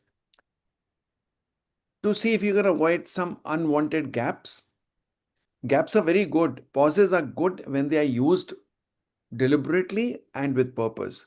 But sometimes they look like either you've forgotten something or you've gone slow. So maintaining a flow would be my suggestion for bringing your uh, talk to the next level, and also just boosting up a little more confidence with more tonality, with more fluctuation, so that it is received well. But having said that, what I saw and what I was impressed by was the way you gripped us from throughout, and from starting with the ethics to finishing with some very good advice. The talk was excellent. Thank you. Thank you. Thank you. Thank you, Brigadier Sushil. Now I request Coach Yukti to please share her feed forward. Thank you, Sakshi. So, Hoishi, I first want you to breathe and clap for yourself that you did this, right? She did it. Can we all please clap for her? It is very nerve-wracking. I can never, ever forget the first few appearances I made on the stage. In fact, the very first one was one of the most embarrassing moments of my life.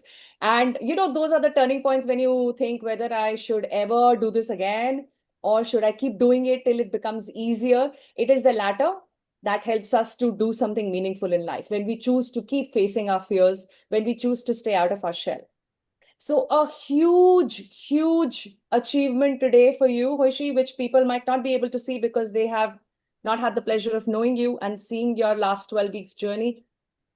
The biggest achievement is that you are here and you delivered, even when you kind of took those long pauses in between. Maybe you went blank for a bit, but you did not stop. Crossing the finish line is the mark of someone who has the potential to be a champion, and I will get you to that level. That's my promise to you. But let me tell you, my dear, you've taken a big step forward already today. So clap, clap, clap. Very good content, very nicely structured, very clean slides, meaningful advice. If I were to just listen to you, there is so much I can take away from just the work that you have done to share your knowledge with all of us here. It is very easy to be a shadow in the school, to get merged in the background, be invisible, but it takes a lot to put yourself in the spotlight. And thank you for doing that today. Thank you. That was very well done. The next level for you is to be more at ease, more conversational. Like I'm just sitting and having coffee with Hoishi and she's talking about her thoughts on AI. That is the next level for you. we have a little surprise at the end, and I want all the audience to please stay till I show that surprise to you. And I think that's when you will be able to appreciate more about what I'm saying right now. So once again, Hoshi, very good attempt today. Very well done. I'm so proud of you. Thank you. Thank you. Thank you, Coach Yukti. Now I would like to invite Edmi to share her feed forward. So I just want to say we always make 3 speeches: the one that we prepare, the one that we actually give, and the one we wished we'd given. Yeah, so I think you just need to celebrate yourself today because you did so well. And what you did really well, which I really admired you for, was in spite of you appeared to forget, but you just persisted and carried on.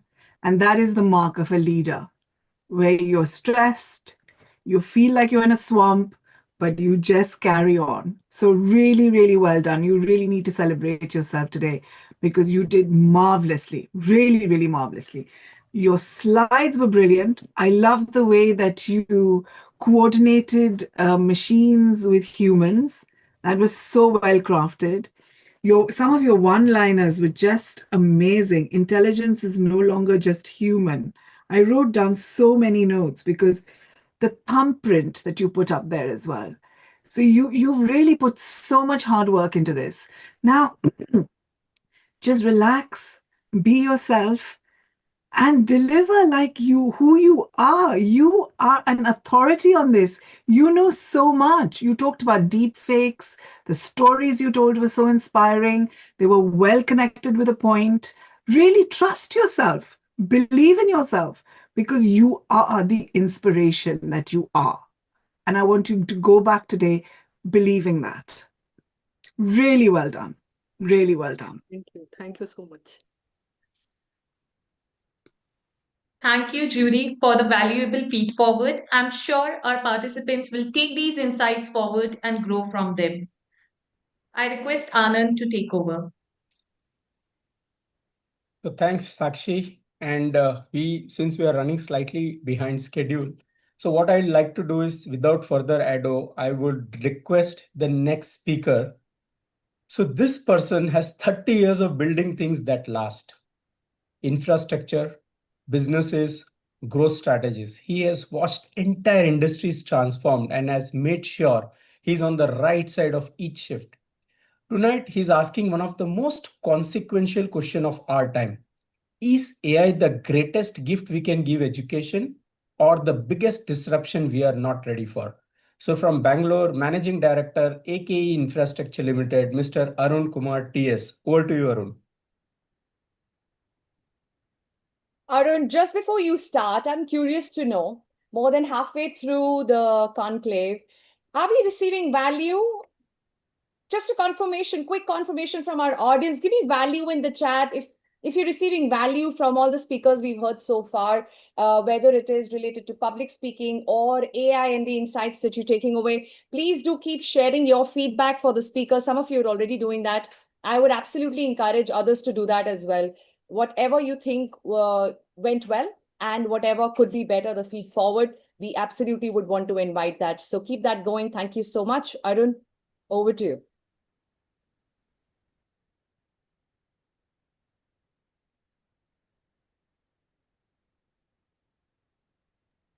Good evening, Coach Yukti, members of the jury, and my dear friends. I wanted to picture 2 children. The first, Priya, 16 years old, studying in one of the elite schools in Bangalore, a place where every classroom has a smart board and every student has a device.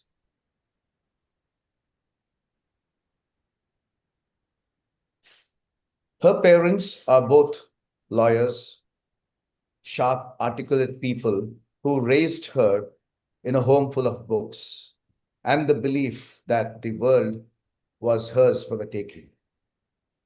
One evening, stuck on a concept her teacher had explained in the class earlier that morning, and she was too embarrassed to raise her hand and ask a question. So she opens her laptop, types in a question, and an AI tutor responds. She still doesn't understand the concept, so it explains it in a different way, and then another, till she finally is able to grasp it. The AI tutor then asks her a question back, just to be sure. Now just hold that image in your mind. The second child is Raju. The same age, same curiosity, and the same desire to learn. Now, he studies in a government school in a remote rural area where 30 children share a single textbook. Raju's mother is a housemaid, his father a daily wage laborer. And for Raju, studying at night sometimes means sitting under a street lamp because there is no electricity at home. This evening, I would like to explore one of the most important questions of our time. Is AI in education our greatest power or the biggest problem yet? My honest opinion, it can be both. And I would like to show you why and what you and I can do about it. But before that, let me first establish something important. AI is not a future concern. It is our present reality.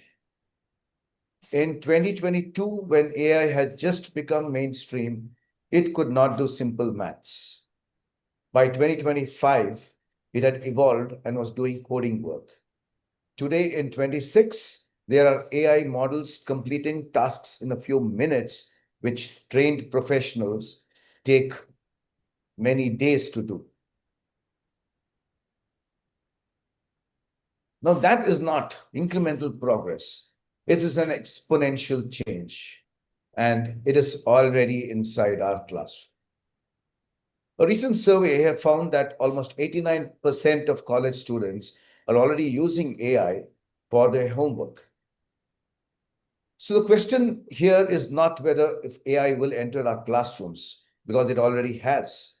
The pressing question, the only question we should be asking today is who is steering it?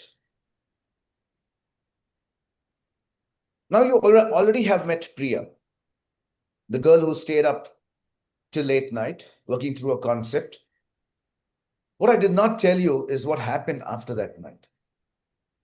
Because one night of understanding is not an education. What AI made possible for Priya was something larger.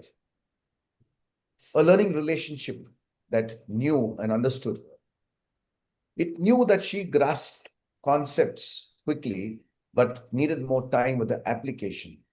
And over time, it kept adapting, teaching her what she was actually ready for.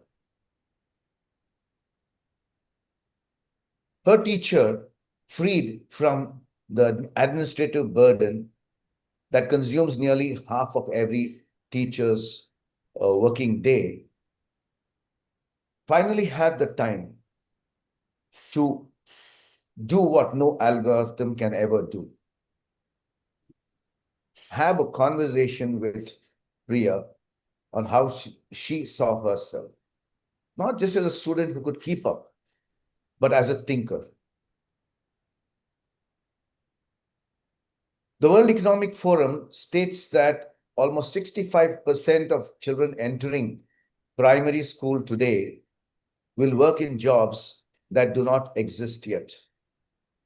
AI, the way Priya used it, as a tool that enhanced her learning, thinking, rather than replacing it, can begin to prepare all the children for that unknown future. But then I would not be honest if I stopped right here. Let me show you another version of the same girl. Same Priya, the same laptop, and the same elite school. But in this version, nobody taught her when not to use AI. Every assignment, every essay, she had learned to, she opened the AI tool before she opened her mind. Not because she was lazy, but because it was faster, it was cleaner, and better than whatever she could produce herself. Now she arrived at one of India's most prestigious universities. In the first semester, her professor asked the class to write an argument from scratch. No devices, no preparation. Priya stared at the blank page. She knew what she thought. She had simply never practiced the art of turning her thoughts into language without AI. The skill had quietly atrophied, like a muscle that you stop using. Similar to what GPS did to navigation. Most of us can no longer find our way across our own city without it today. A capacity quietly faded without us noticing. That same erosion is now happening with thinking itself. And then there is something else happening that Priya cannot see. The AI platforms have been logging everything. Every question that she asked, every concept, every pattern, how she learns and how she feels. Today, there are no adequate legal frameworks governing who owns that data or how it will be used a few years from today. We are building a surveillance architecture around our children from the moment they enter the classroom and calling it personalization. So what is it that you and I could do? I do not believe that this is a choice. There is a choice between embracing AI and rejecting it. That moment has passed. The choice now is between shaping it with intention or letting it shape us without one. First, every school and every college needs clear frameworks, not designed to punish students for using it, but designed to protect the integrity of real learning. Second, from the earliest years, children must know how AI works, where it fails, how to use it, and more crucially, when to put it down and think for themselves. We must teach our children to think with AI, not instead of it, instead of their own minds. Third, if this transformation reaches only those who already have every advantage, then we have not built a ladder. Instead, we are building invisible walls. And finally, data privacy. Now, we would not allow a stranger to follow our children throughout every moment of their school day, recording how they think or how they feel. We should ask ourselves, why are we prepared to allow an algorithm to do exactly that? Now, let me bring you back to where we started from. Two children, one with a laptop and every resource the world can offer, and the other with a single textbook under a street lamp. Now, AI has given the power to give both these children the same quality of education, the same opportunity. Or if we are careless, it has the power to make the distance between Priya and Raju the largest injustice of this generation. AI will not replace teachers, but institutions that learn to use it wisely will leave behind those that do not. And we must ensure that no child, no teacher is left behind in this shift. So my question to you is AI in education our greatest power or our biggest problem yet? That answer belongs to us, to you and me. It always has. Thank you. Thank you, Arun, for the amazing and wonderful presentation, which is really thought-provoking. So thanks for that. And this time I would invite Edmi to start the feed forward because so that everyone gets a fair chance. Thanks. I was mesmerized. Really well done, Arun. Thank you for that. I love the way you started a story and then you interspersed it. So you opened our minds with the story in the start, and then you sort of wove it in to the middle and in the end. Really well. That went really well. Lovely slides. I love the road and then how you put up things that we should be doing. Fabulous rhetorical questions. And you really spoke to the audience. You used the second person and you said, I want you to think, I want you to. So you really engaged the audience by making us feel like you were speaking to us. Good links with the storytelling, very good storytelling. And I loved your conversational style of speaking. You were very relaxed and you talked to the audience. You gave us that feeling of authority and inspiration and confidence and knowing exactly what you were, you knew what you were doing. Very measured.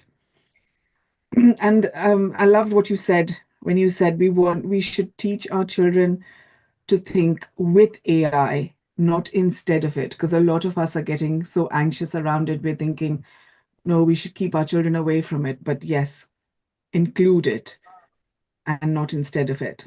And it was just brilliant. If I have to think about feed forward, I would just say maybe change your tones rather than have one, which was very good measured tone. But if you had maybe add a little bit of humor in as well, and bring your authentic self out somewhere where we're able to see who you are, where you're comfortable with who you are, by making us laugh and just being a bit more engaged, because you were very engaged. But that's what I could think of in terms of feed forward. But fabulously done. Thank you very much.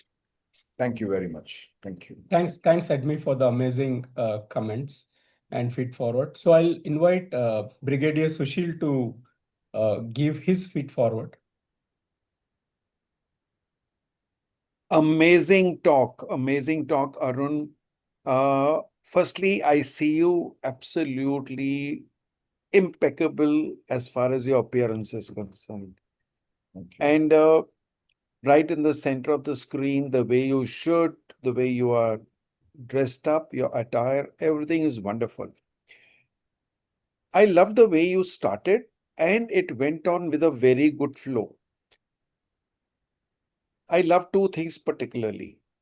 One, when you said that did Priya open up her AI tool before she opened her mind? Very impactful sentence, which took me deep into thinking, are we really doing that? And many of us are, maybe I am. Number one. Number two, when you said it's not a question anymore whether I should use AI or not, that stage is gone. Now it is to regulate how to use it. And that is very powerful, because even to children, and that would be a great point for who is she also, that we really need to look at children using it, but being responsible for using it. And normally I also speak to students a lot and I tell them that this hammer was designed to be hammering a nail. But if you break somebody's head with it, you can't blame the hammer. How do you use the hammer is what is important. So here it is, how do you use it? With responsibility, with caution. Okay, so that is beautiful. As far as the feed forward is concerned, I just want you to see that this very engaging tone, I was totally in it throughout. I heard every word of yours. There was nothing worth missing, not even a word. But to go up to the next level, maybe you would look at your energy management. If you draw a graph, your energy was something like this. It was like at the same level, but it must raise and drop. It must, like even in your own environment in your company, you need to raise your voice and you need to bring it down. And sometimes a whisper is the most powerful. When you raise your voice something and say, did you understand the meaning of silence? And then the word silence stands out, not by shouting it out, not by emphasizing on it, but bringing it down to a whisper. So I would only ask you to look at that to get a little more energy. And of course, like what Edmi said, a little more humor, and maybe we don't get an impression that you are a very serious leader, you mean business, but we also want to see your human element. Thank you. Thank you very much, sir. Thanks, Brigadier Sushil. And finally, we'll have Coach Shukti. So your feet forward, please. Thank you. And I think the feedback that's being shared is so relevant. I would just echo that, Arun. You look so suave today that after this event, perhaps you should take your wife out somewhere for a fine dine. And that is the look that you're carrying right now. Let me just add that all of this is part of the learning, right? When a speaker comes ready for the part, it is also a very subtle way of respecting the audience, because you're giving that respect for their presence and their willingness to listen to you. So it's not just about looking good. It's also about paying respect for what you do, for your thoughts, and more importantly, for your audience.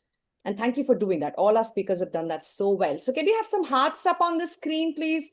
Because seriously, from my heart, I want to recognize and appreciate the effort all of you have put into be here for the conclave, right? For your graduation ceremony. So proud. Okay, so things that you did really well, you know, the story, the gestures, the slides. By the way, slides also takes a lot of work in EPSM. Preparing the slides and understanding how visual aids work is a module. It's a module. There are lots of do's and don'ts, and all the do's were covered, all the don'ts were, ensured, and that's how well the slides were, Arun. You shared some very relevant facts. There is a lot of stuff available out there, but to select what should be shared, when and how is a very important learning. And I loved what we call as closing the loop for the audience. It's basically a method where you start the story from a point and then you come back to the point. It started with Priya, it ended with Priya. This is called as closing the loop. It's not always possible, but when it is, it's a very impactful way to deliver your speech, which is what we saw Arun doing today. And lastly, the CTA, a call to action, asking the audience to do something about what you're sharing, is a very good way to ensure there is a clear takeaway. So everything that you have learned in EPSM has beautifully been demonstrated today by you, Arun. So I'm really, really proud. I hope your family is here to witness you in action. Okay, if they're not, they're missing out big time. Are they here? No, they're all traveling. Okay. Or you ensure they're not here. Sometimes they make us nervous, right? Our closest people can also be very nerve-wracking. But we're also going live on YouTube, so we will share this link with them later, of course. I think for me, the feed forward for you is what Edmi and Brigadier both have mentioned in their own way. I am sure everybody in this room would agree that as we listen to Arun and look at him, we know we are listening to a managing director of a company. How many of you would agree? Give me agree in the chat. Just with the way he looks, the way he speaks, there is no doubt that he is a managing director of the company. Even if you not paid attention to the name of the company, which by the way is AKE Industries, and I'm very delighted to also coach his core team members, a very progressive organization. But you look at him, you listen to him, you know, there's some senior guy talking. But what I would love as your next level now that you've nailed this, Arun, the next level would be for us to see Arun behind the title, right? The man behind the managing director, right? So a little more about the person than just the position will not always be easy, but then we've not signed up for anything easy when we sign up for learning public speaking, right? And let me also add that irrespective of the topic can be very serious, even boring. There is still an opportunity, a way for you to give out a glimpse of you in your personality and making it a little more yours than to just share information. So you hear, which is a great step forward, a leap forward will be for us to now work on getting the emotions out. Yeah, fantastic job today, Arun. So proud. Thank you. Thank you very much, Yukti. Thank you. Thanks, Yukti, and thanks, Arun. So, in a cricketing parlance, the most difficult job for a match, which is like almost it can go anyway, is the finisher, right? So, let us welcome the last but not the least speaker for today. 3 decades in banking. She has been the industry go from paper. She has seen that industry from paper ledgers to digital wallets, from branch managers to machine learning models. She doesn't just observe transformation, she leads it from the inside of India's largest banks. And tonight she is here to tell us what's coming next and why most of the world isn't prepared. So, from Mumbai, Senior Vice President, Group Tech Oversight, HDFC Bank, Ms. Vandana Som Arora. Over to you, Vandana. Good evening, everyone. Think back to February 2020. Life felt ordinary. But then, in 3 weeks, everything changed. Offices closed, schools shut, and the world realized it too late that history had overtaken us. Today, we are in a same moment again, but this time it's not a virus. It is artificial intelligence. This change is going to be bigger, faster, and more permanent. But don't worry, AI is not going to ask you to wear masks. It is only quietly going to take away our jobs while we are just figuring with Zoom. The intelligence explosion has already begun. We are witnessing that. Machines are building machines. AI is improving itself faster than even humans can comprehend.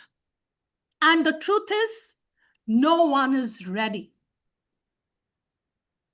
The progress of AI was once incremental, but now every new model, it is exponentially better. It is arriving faster than anyone expected. On February 5th, 2026, OpenAI GPT 5.3 Codex and Anthropic Opus 4.6, they were released on the same day. Codex just did not execute instructions. It showed us judgment, taste, and decision-making. It built applications end to end. It tested them. It reiterated them. It created polished products without human intervention. OpenAI's Codex, it helped create GPT 5.3. Now think about this. Machine helping to create the next more powerful machine. Anthropic CEO Dario Amodei, he has revealed that AI is already writing the most of the codes of the next generation systems. So this feedback loop that AI is making AI smarter, which in turn is building AI smarter, is the intelligence loop. It has already begun. Just as electricity transformed industry, AI will transform every sector of business and society. The impact on work is seismic. In law, AI is already writing drafts and predicting outcomes. In finance, it is checking trades. It is also identifying frauds. In business, it is not a side tool or a shiny project. It is the foundation of survival in the next industrial revolution. In technology, it is already writing software rules as AI builds AI itself. It is accelerating innovation. For workers, most of the entry-level jobs, the daily routine jobs, they may not exist in the next 5 years. So that is the everyday face of AI, intelligence explosion that is happening. It's not only industries, but in my personal life also, AI has changed something that I struggled for years. I never used to get started to make a presentation. It used to give me sleepless nights. Those slides used to haunt me. But today, with AI, I'm able to create very polished presentations in just minutes. The pace of change, it is breathtaking. Just a few years back, to be precise, just 4 years back, AI struggled with basic arithmetic. And in a year then, it passed the bar exam. By 2025, engineers have handed over most of the coding tasks to AI. And now it is writing models which take minutes, where human experts would take, long time, 5 hours. So this is the change which is happening. Capabilities are doubling every few months. Imagine 2027, a new country with 50 million AI citizens, each smarter than any Nobel laureate, each thinking faster, 100 times faster, and never sleeping. National security experts, they call this as the biggest threat in a century. While the upside is extraordinary, compressing medical research of decade into months. But the downside, it is terrifying. AI deception, AI manipulation, bioweapons, surveillance, the stakes are existential. A young graduate, he worries whether his first job will even exist. A parent wonders what career they need to rethink for their children. So there is fear, but there is also hope. Imagine cures coming in months than decades. Imagine creativity becoming stronger than weaker. Imagine human potential multiplying with the machines that never tire.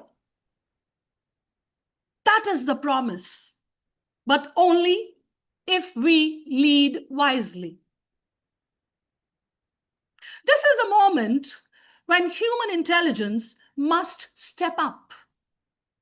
AI is already powerful, but there are things that only humans can do. To prepare ourselves, we need 3 things. That is the 3 C's. Number 1 is courage. Leaders must treat this as a survival strategy. Number 2, clarity. Professionals must adapt AI relentlessly. Parents must rethink careers for their children. And number 3, conviction. Every one of us must build a habit of curiosity and experimentation. We can also add a 4th C, that is coffee.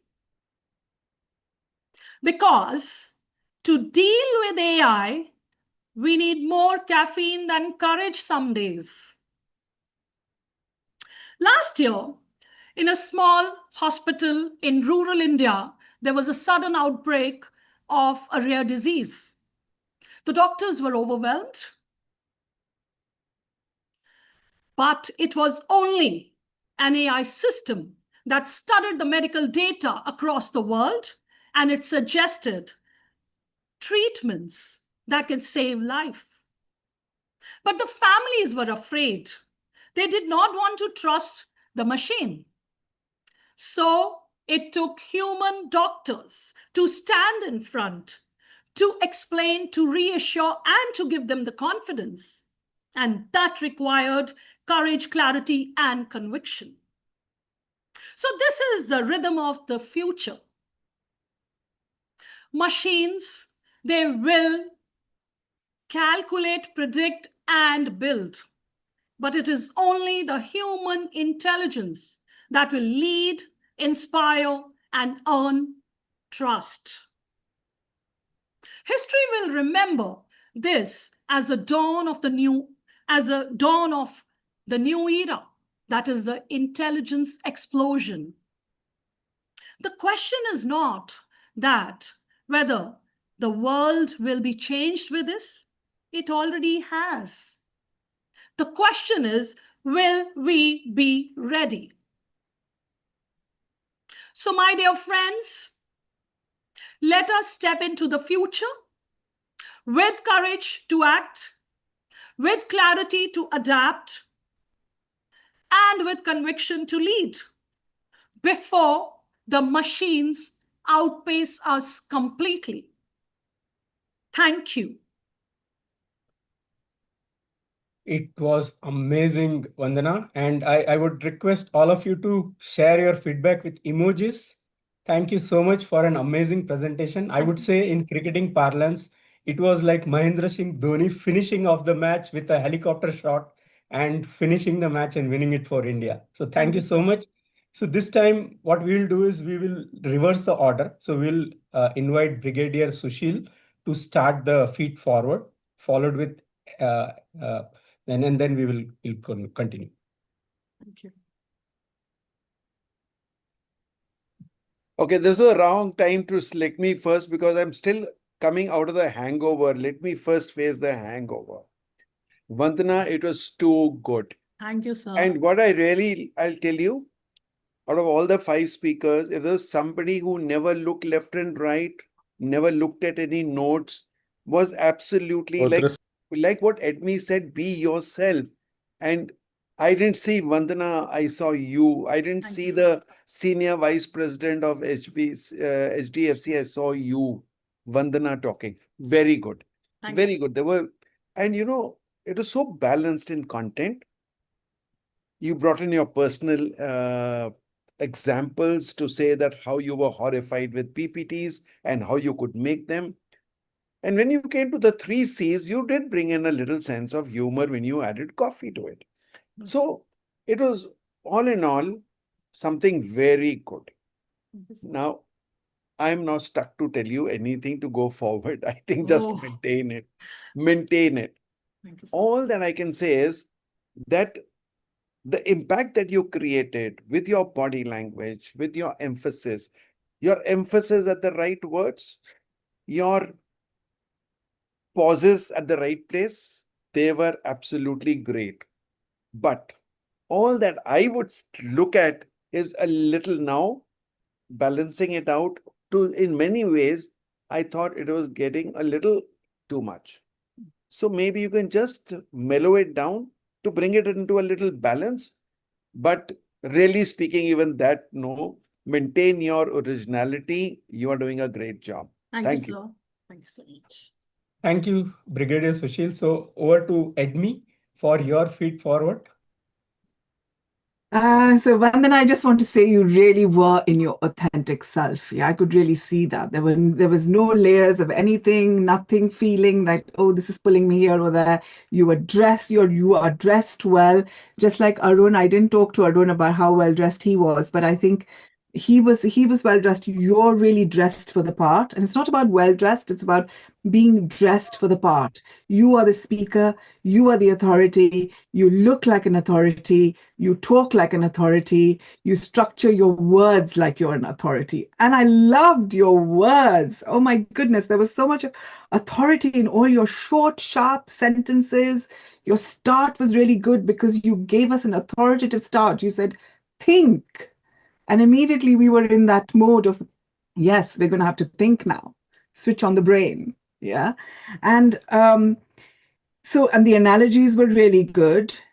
And then again, you said, think about this. You really gave us commands. And that, as an authority on stage, really plays really well because you are an inspiration and you are leading us into the direction that you want us to go.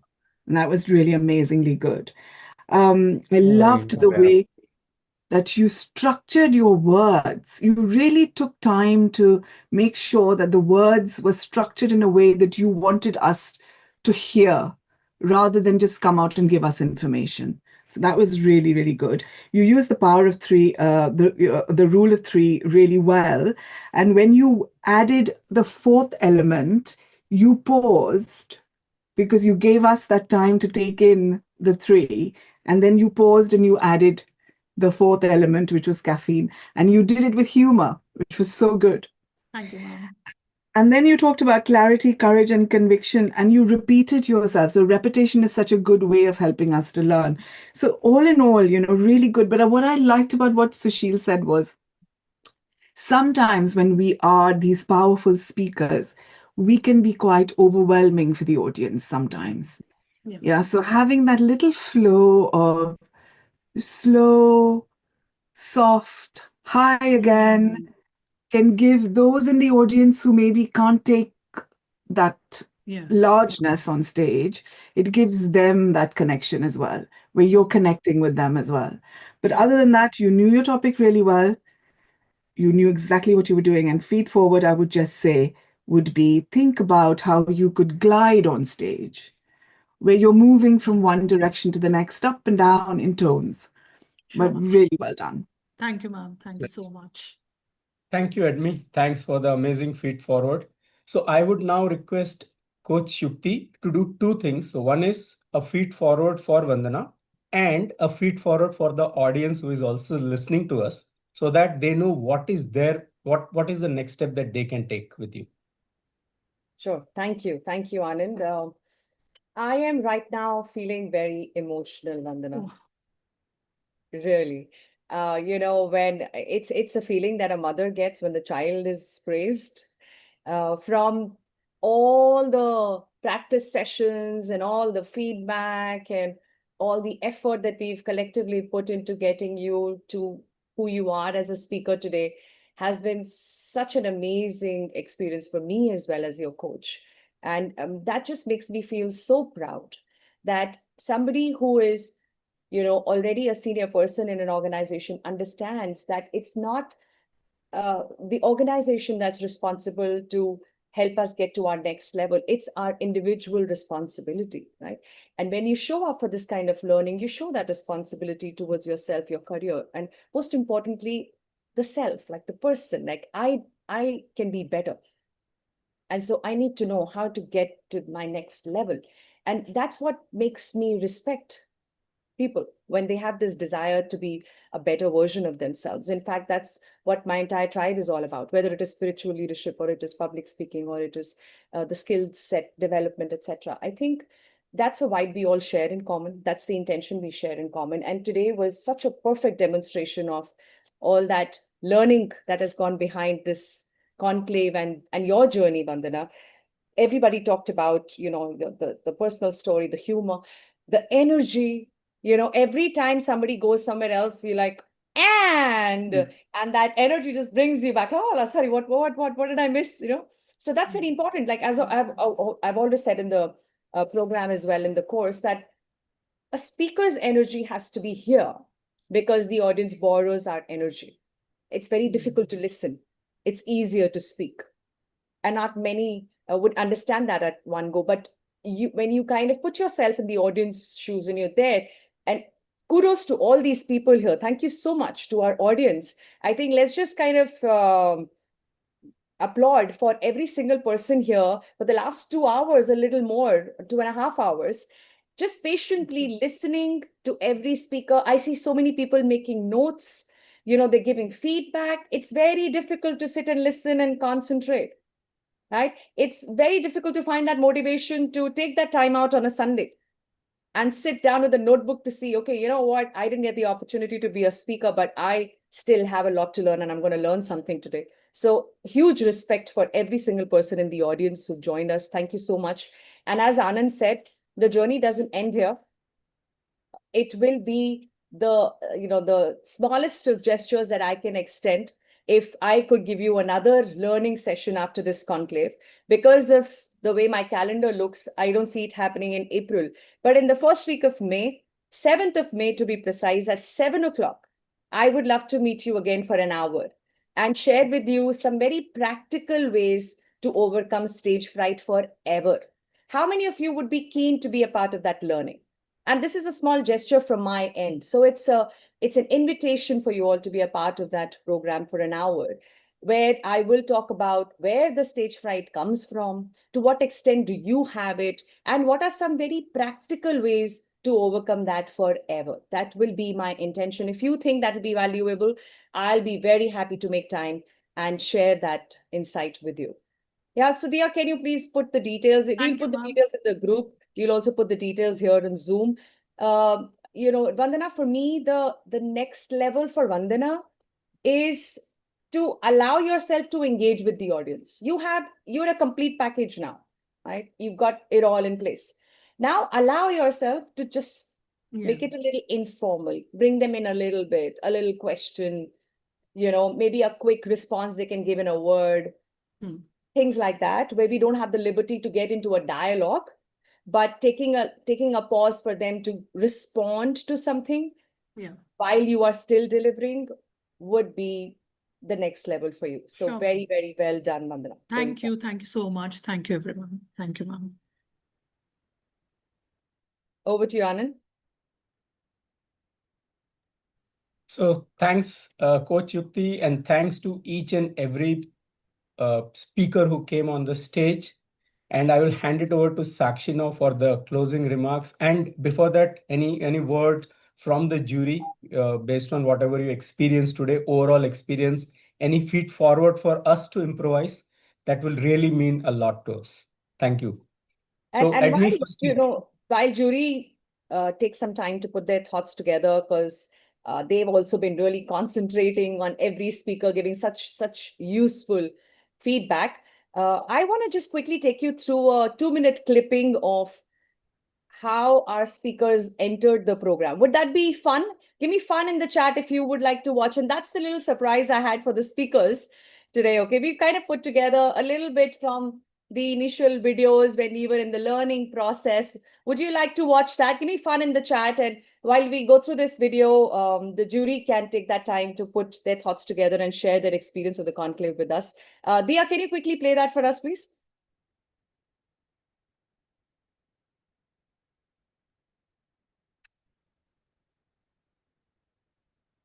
Oh, I see Dhurandhar 2 reference. That's quite interesting. Dhurandhar 2 happens on 7th of May. Absolutely, without a doubt. Dia, are Yukti, you that able will to? be another 3, not 2, because 2 is It'll be already 3. done. Oh, it's already 2. Okay. All right. Dia, shall I? Yeah, okay, fantastic. Thank you.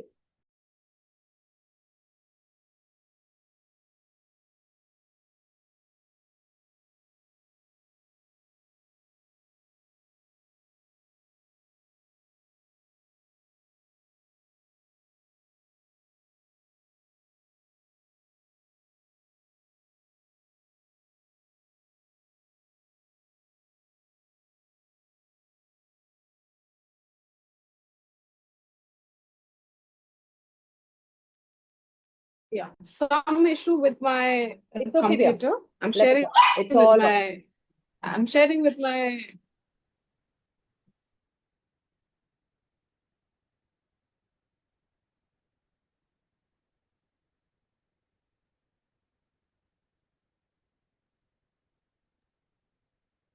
So meanwhile, Yukti, can we go ahead with the final comments from our esteemed jury? Yeah, Okay, I I can got go it here, Anand. I'll play it for you all. I have been reflecting on how my role has grown over the time. What began as a basic administrative support has now grown into coordinating communication, managing schedules, handling confidential matters, and ensuring that the principal's office runs smoothly every single day. Getting new projects every day. The projects we deal in are one of the most complex civil engineering projects, and that's why we need a highly skilled and experienced manpower who can deliver on our project execution targets. Living a life is not less than running a marathon. I could draw few parallels between the two of them. Just as a pace setting is so important in marathon, in life, maintaining the pace, having the discipline is so important. I took up a role in IT to support the merger project. I gained valuable experience from this. I learned a lot of aspects of technology, innovation, integration, as well as cross-functional collaboration. But now that the merger project is concluded, I feel it is the right time that I get back to where my strength and my passion lies, which is retail product management. At AKE, we exist for one reason: to remove these risks from your supply chain. We are not just any steel fabricator, we are precision manufacturing partners. Every part is built to integrate seamlessly into your production line with consistent quality, on-time delivery, and process compliance. I can relate very much with this, Yukti, because that's how we all started in EPSM. So thanks for reliving those experiences and seeing the phenomenal growth that people have come forward, all the speakers. So amazing. So over to Edmi for your final remarks on what was your experience, anything, any feed forward for us.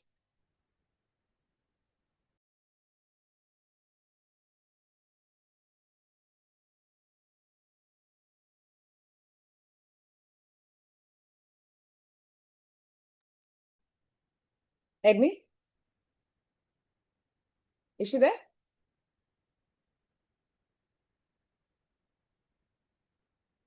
Maybe Okay, Brigadier, you can get started. Yeah. Yeah, Brigadier? So firstly, I have thoroughly enjoyed myself. When Yukti had explained to me what was going to happen and what was expected of me, whatever I had imagined, this turned out to be much better. I've really enjoyed it, and I've not been on SBY Academy for the first time. It's second. Yukti, I think you're doing a fantastic job. I mean, it's too good. One thing that all the 5 speakers failed to do very badly, very highly could not do, was to keep me away even for a single second. I didn't know that all 5 speakers would grip my attention, that I have not missed anyone's even a word. And that goes to show what effort has been put in these 12 weeks to put such a standard over. And now, when I know that this is going to go further in your speakers tribe and it's going to continue as a journey, I know what's coming for you. Guys, you are 5 lucky guys. And please continue. I am a lifelong learner and I feel learning never stops. Whether you are a MD or you are a CEO or you are anyone, learning will continue. Leadership will keep evolving, because leadership is not an event, it's a process. And styles of leadership keep evolving. The challenges of the world are such that we are currently, as what Edmi said, from COVID to AI, things are changing. And how will we keep? So my own prayer, which is also a quote of mine, says, God, give me the courage and strength to cope up with the consequences of my decisions that I make. Whatever you do today, continue, keep going further. There's no stopping. The stopping only happens when you stop breathing. That's it. Thank you very much, Yukti, for a wonderful session, and I loved it. Thank you. Thank you so much for being a part of it, Sushila, and contributing every single time so generously without holding back anything. And I think that is what we all share as a common passion, you know, the intent to give, the intent to help others with the similar ambition to become their better versions. And that's what you did for us today. Thank you so much for being here, Brigadier. It means a lot. And I think every single speaker and also every audience member is taking away a lot from your feed forwards. Is that true? Give me true in the chat if I'm speaking on your behalf and you agree that with the feed forwards itself, there is so much that we get to learn about public speaking and things that we can incorporate the next time we get an opportunity to speak. So thanks, Brigadier. I think Edmi has dropped off and we're hoping that she'll be able to join back. And while that happens, this is the time of the event as we conclude to hand over the certificates to our speakers. Are we ready? Give me BIO in the chat. You know what that means? Bring it on. Do you think they've earned these certificates? Your certificate has a value when you have worked towards earning it. It's not the certificate that matters. It is the work that goes behind it, by the end of which you hold the certificate with pride as a certificate of completion. Completion of your commitment to be a lifelong learner. So let us bring it on. And as I hand over the certificates, I want my speakers to share a little bit about their journey as well. Yeah, a very quick sharing on what was this entire EPSM learning for you. How do you find yourself now as you become EPSM graduates? Yeah. So we start with Ibrahim Qureshi. Clap, clap, clap. Everybody, please. Congratulate him. Let's have congratulations, Ibrahim, in the chat. Many congratulations Thank you very for much. earning this certificate, Ibrahim. So proud of you. Thank you. Thank you, Coach Yukti. Tell us, how was your experience in the last 12 weeks? Good, bad, easy, difficult? How do you feel as you hold the certificate? It was a transformational journey. And I think the most important part of this was, coming over out of my psychological fear, public speaking. Before I joined, I thought, speech is only about language. But I realized, it's not about English or Hindi, whatever language you speak, it's about, the making yourself open, coming out of that psychological fear. So that's really, helpful. Yeah, I think I still have, long way to go, and inshallah, I'm working towards it. Thank you very much once again, all of you. Oh, superb, superb. Congratulations once again. And of course, Speakers Tribe is a platform curated specially for the EPSM graduates to continue the learning. As we all understand and have agreed that public speaking is not something you can watch a video and read a book and try to learn. We have to learn and then practice, and then learn from the mistakes and then practice a little more.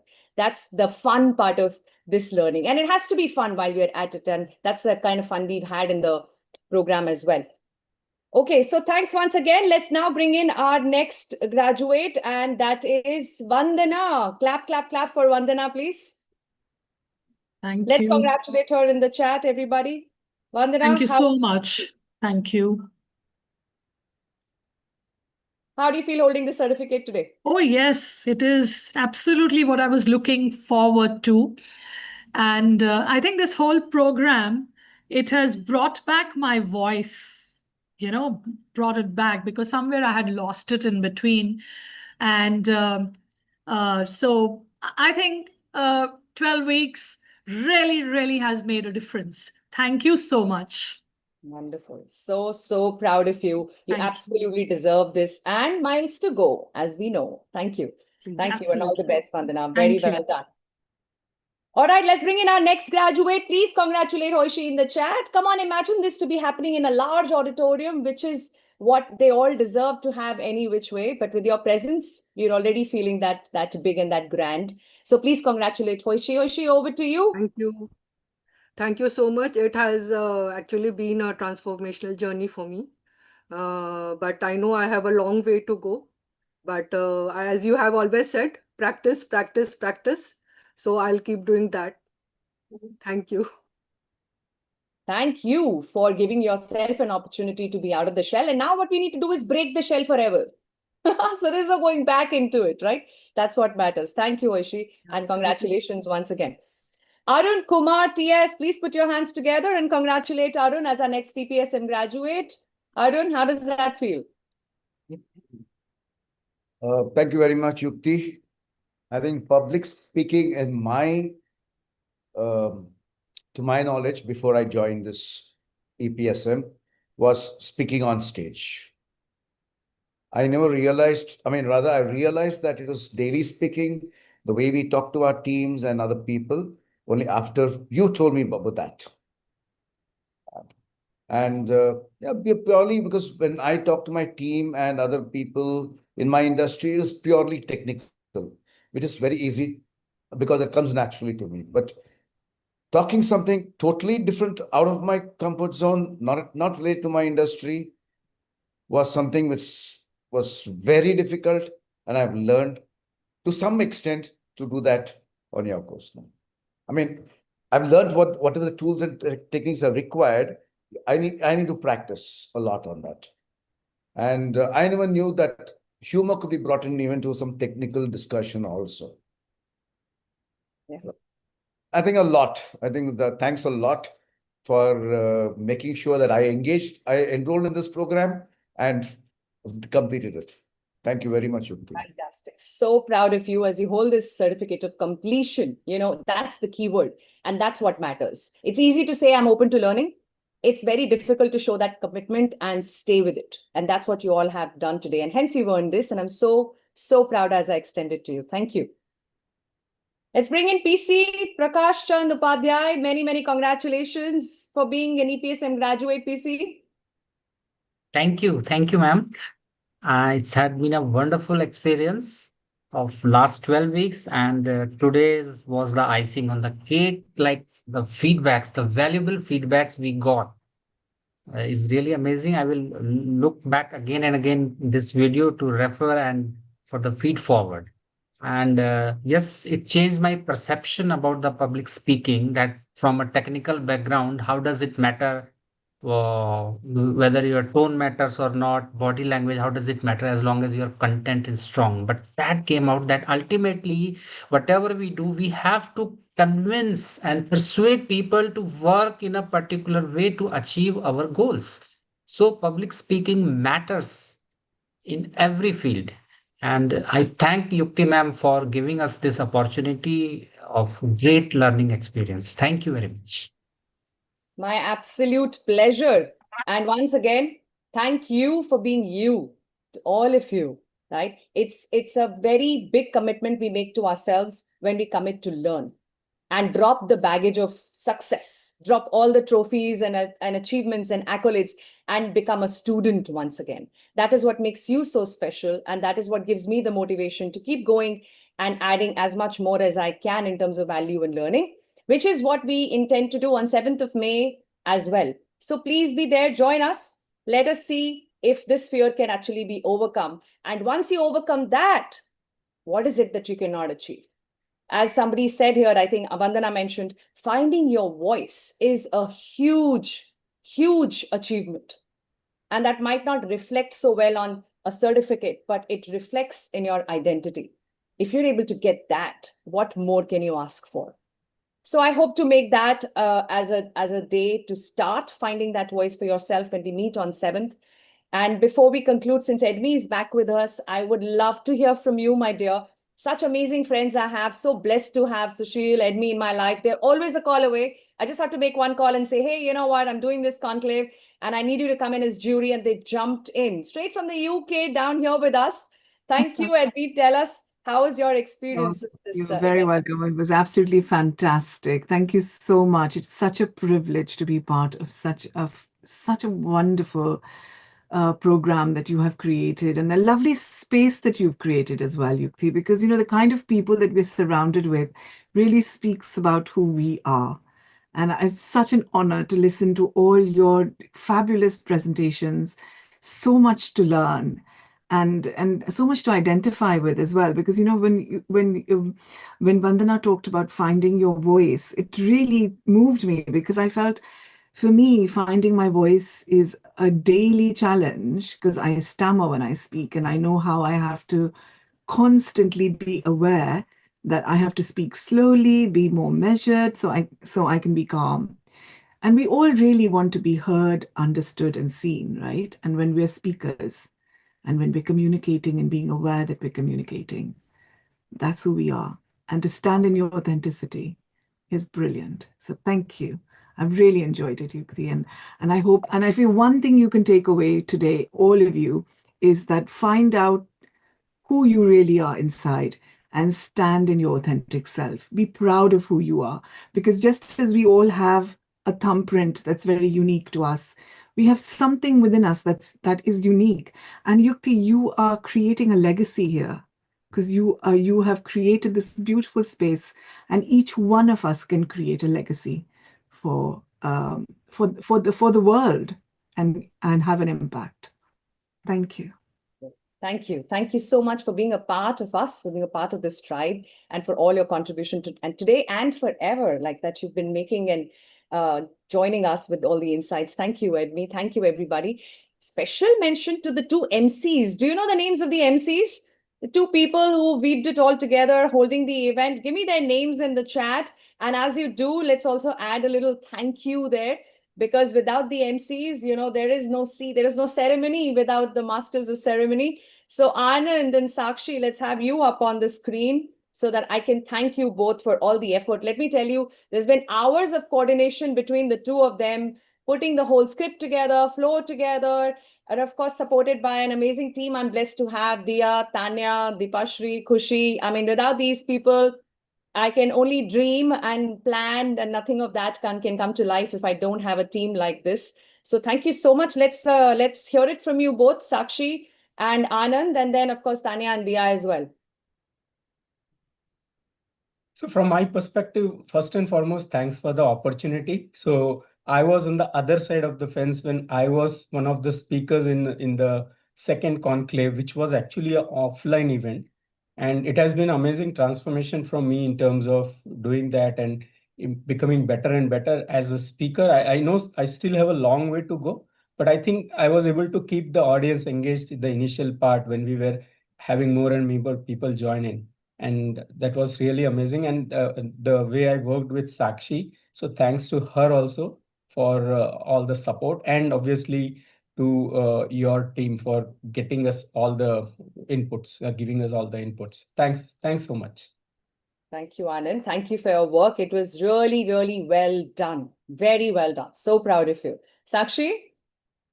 Thank you, Yukti, for your kind words.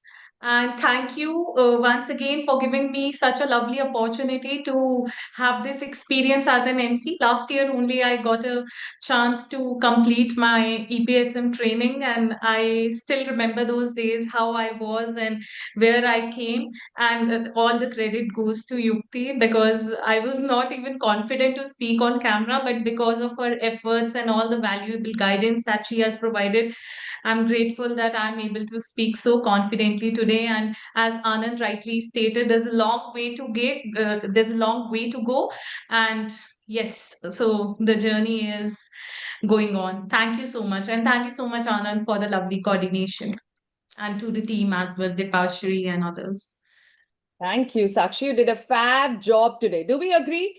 Yeah, let's have some more hearts on the screen if we agree. Sakshi was so fabulous and Anand was such a pro. And that's what makes it such a professional event. It's all the effort that you all put in. My lovelies, Dia and Tanya, do you want to quickly share a word? Yeah, Dia? Yes, ma'am. I just want to say that coordination is a thing I used to take very lightly before being an SPY. And I get the real meaning of it, because that's the backbone with which all the events happen. So I am really grateful to all of you, all the speakers, jury members, MCs, to coordinate really well and make this program a great success. Thank you. Thank you for your good work there, Dia. Thank you. Tanya?